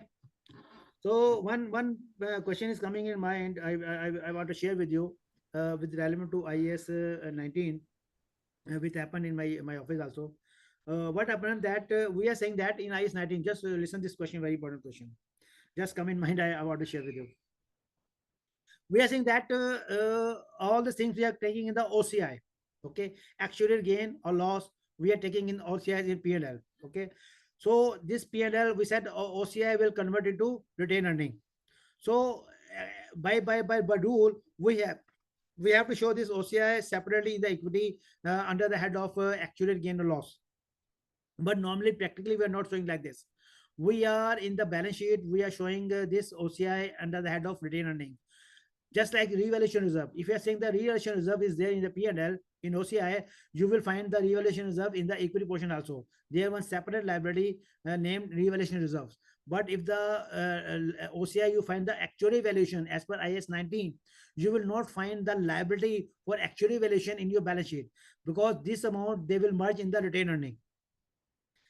This is practice in basically here in Dubai and Pakistan also. I have seen the balance sheet of Pakistan also. They are not showing actual gain or loss separately as you're changing the revaluation reserves. This actual gain or loss, they are clubbing in your retained earning in the balance sheet. But OCI, they are showing there. In OCI, you will find the actual gain and loss. But in balance sheet, you will not find actual gain and loss separately under the head of equity. They will merge in the retained earning. You can see this one under a note of changes equity. In the note of changes equity, they are showing that this actual gain and loss is clubbed under the column of retained earning. But for revaluation reserve, they are showing separate column for in the change of equity. They are showing separate column. That's why they are showing separately on the balance sheet. You can find the headings revaluation reserves. But actually gain and losses as per IAS 19, you will just find in the P&L, and you will find you can check in the retain changes statement of change equity, but you will not find heading in the P&L. This figure is merged in retained earning. This is acceptable practice. No need to discuss, make any discussion with the auditors. It's not allowed, but practically is doing like this. Because I've seen the balance sheets, Dubai stock exchange balance sheets, and I also see the balance sheet of Pakistan. Both are doing the same treatment. Okay. Any question? Please share the presentation. I have to share in the group. I will give to Mr. Nafar. He will share in the group. Thank you for time. Okay. Thank you very much. So if there is no questions, then allow me to conclude this lecture today. And thank you very much for joining. So thank you so much. You give us more time, even Basically, I 1 want hour to more. wait because you know that you have a 15 session. So I think that we will finish this because these are very big standards. So I will try to make it short.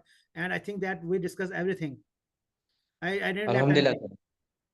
So Thank our you. motive is to understand the standard. Our motive is not the time. Thank you so much for your appreciation. Thank you very much. Thank you so much. Thank you. Okay, thanks very much. Thanks very much. Take care. Thank you, sir. Okay, sir. Thank you very much. Thank you all Thank for you. allowing me Thank you. to leave the meeting. So I'm going to wind up the meeting now.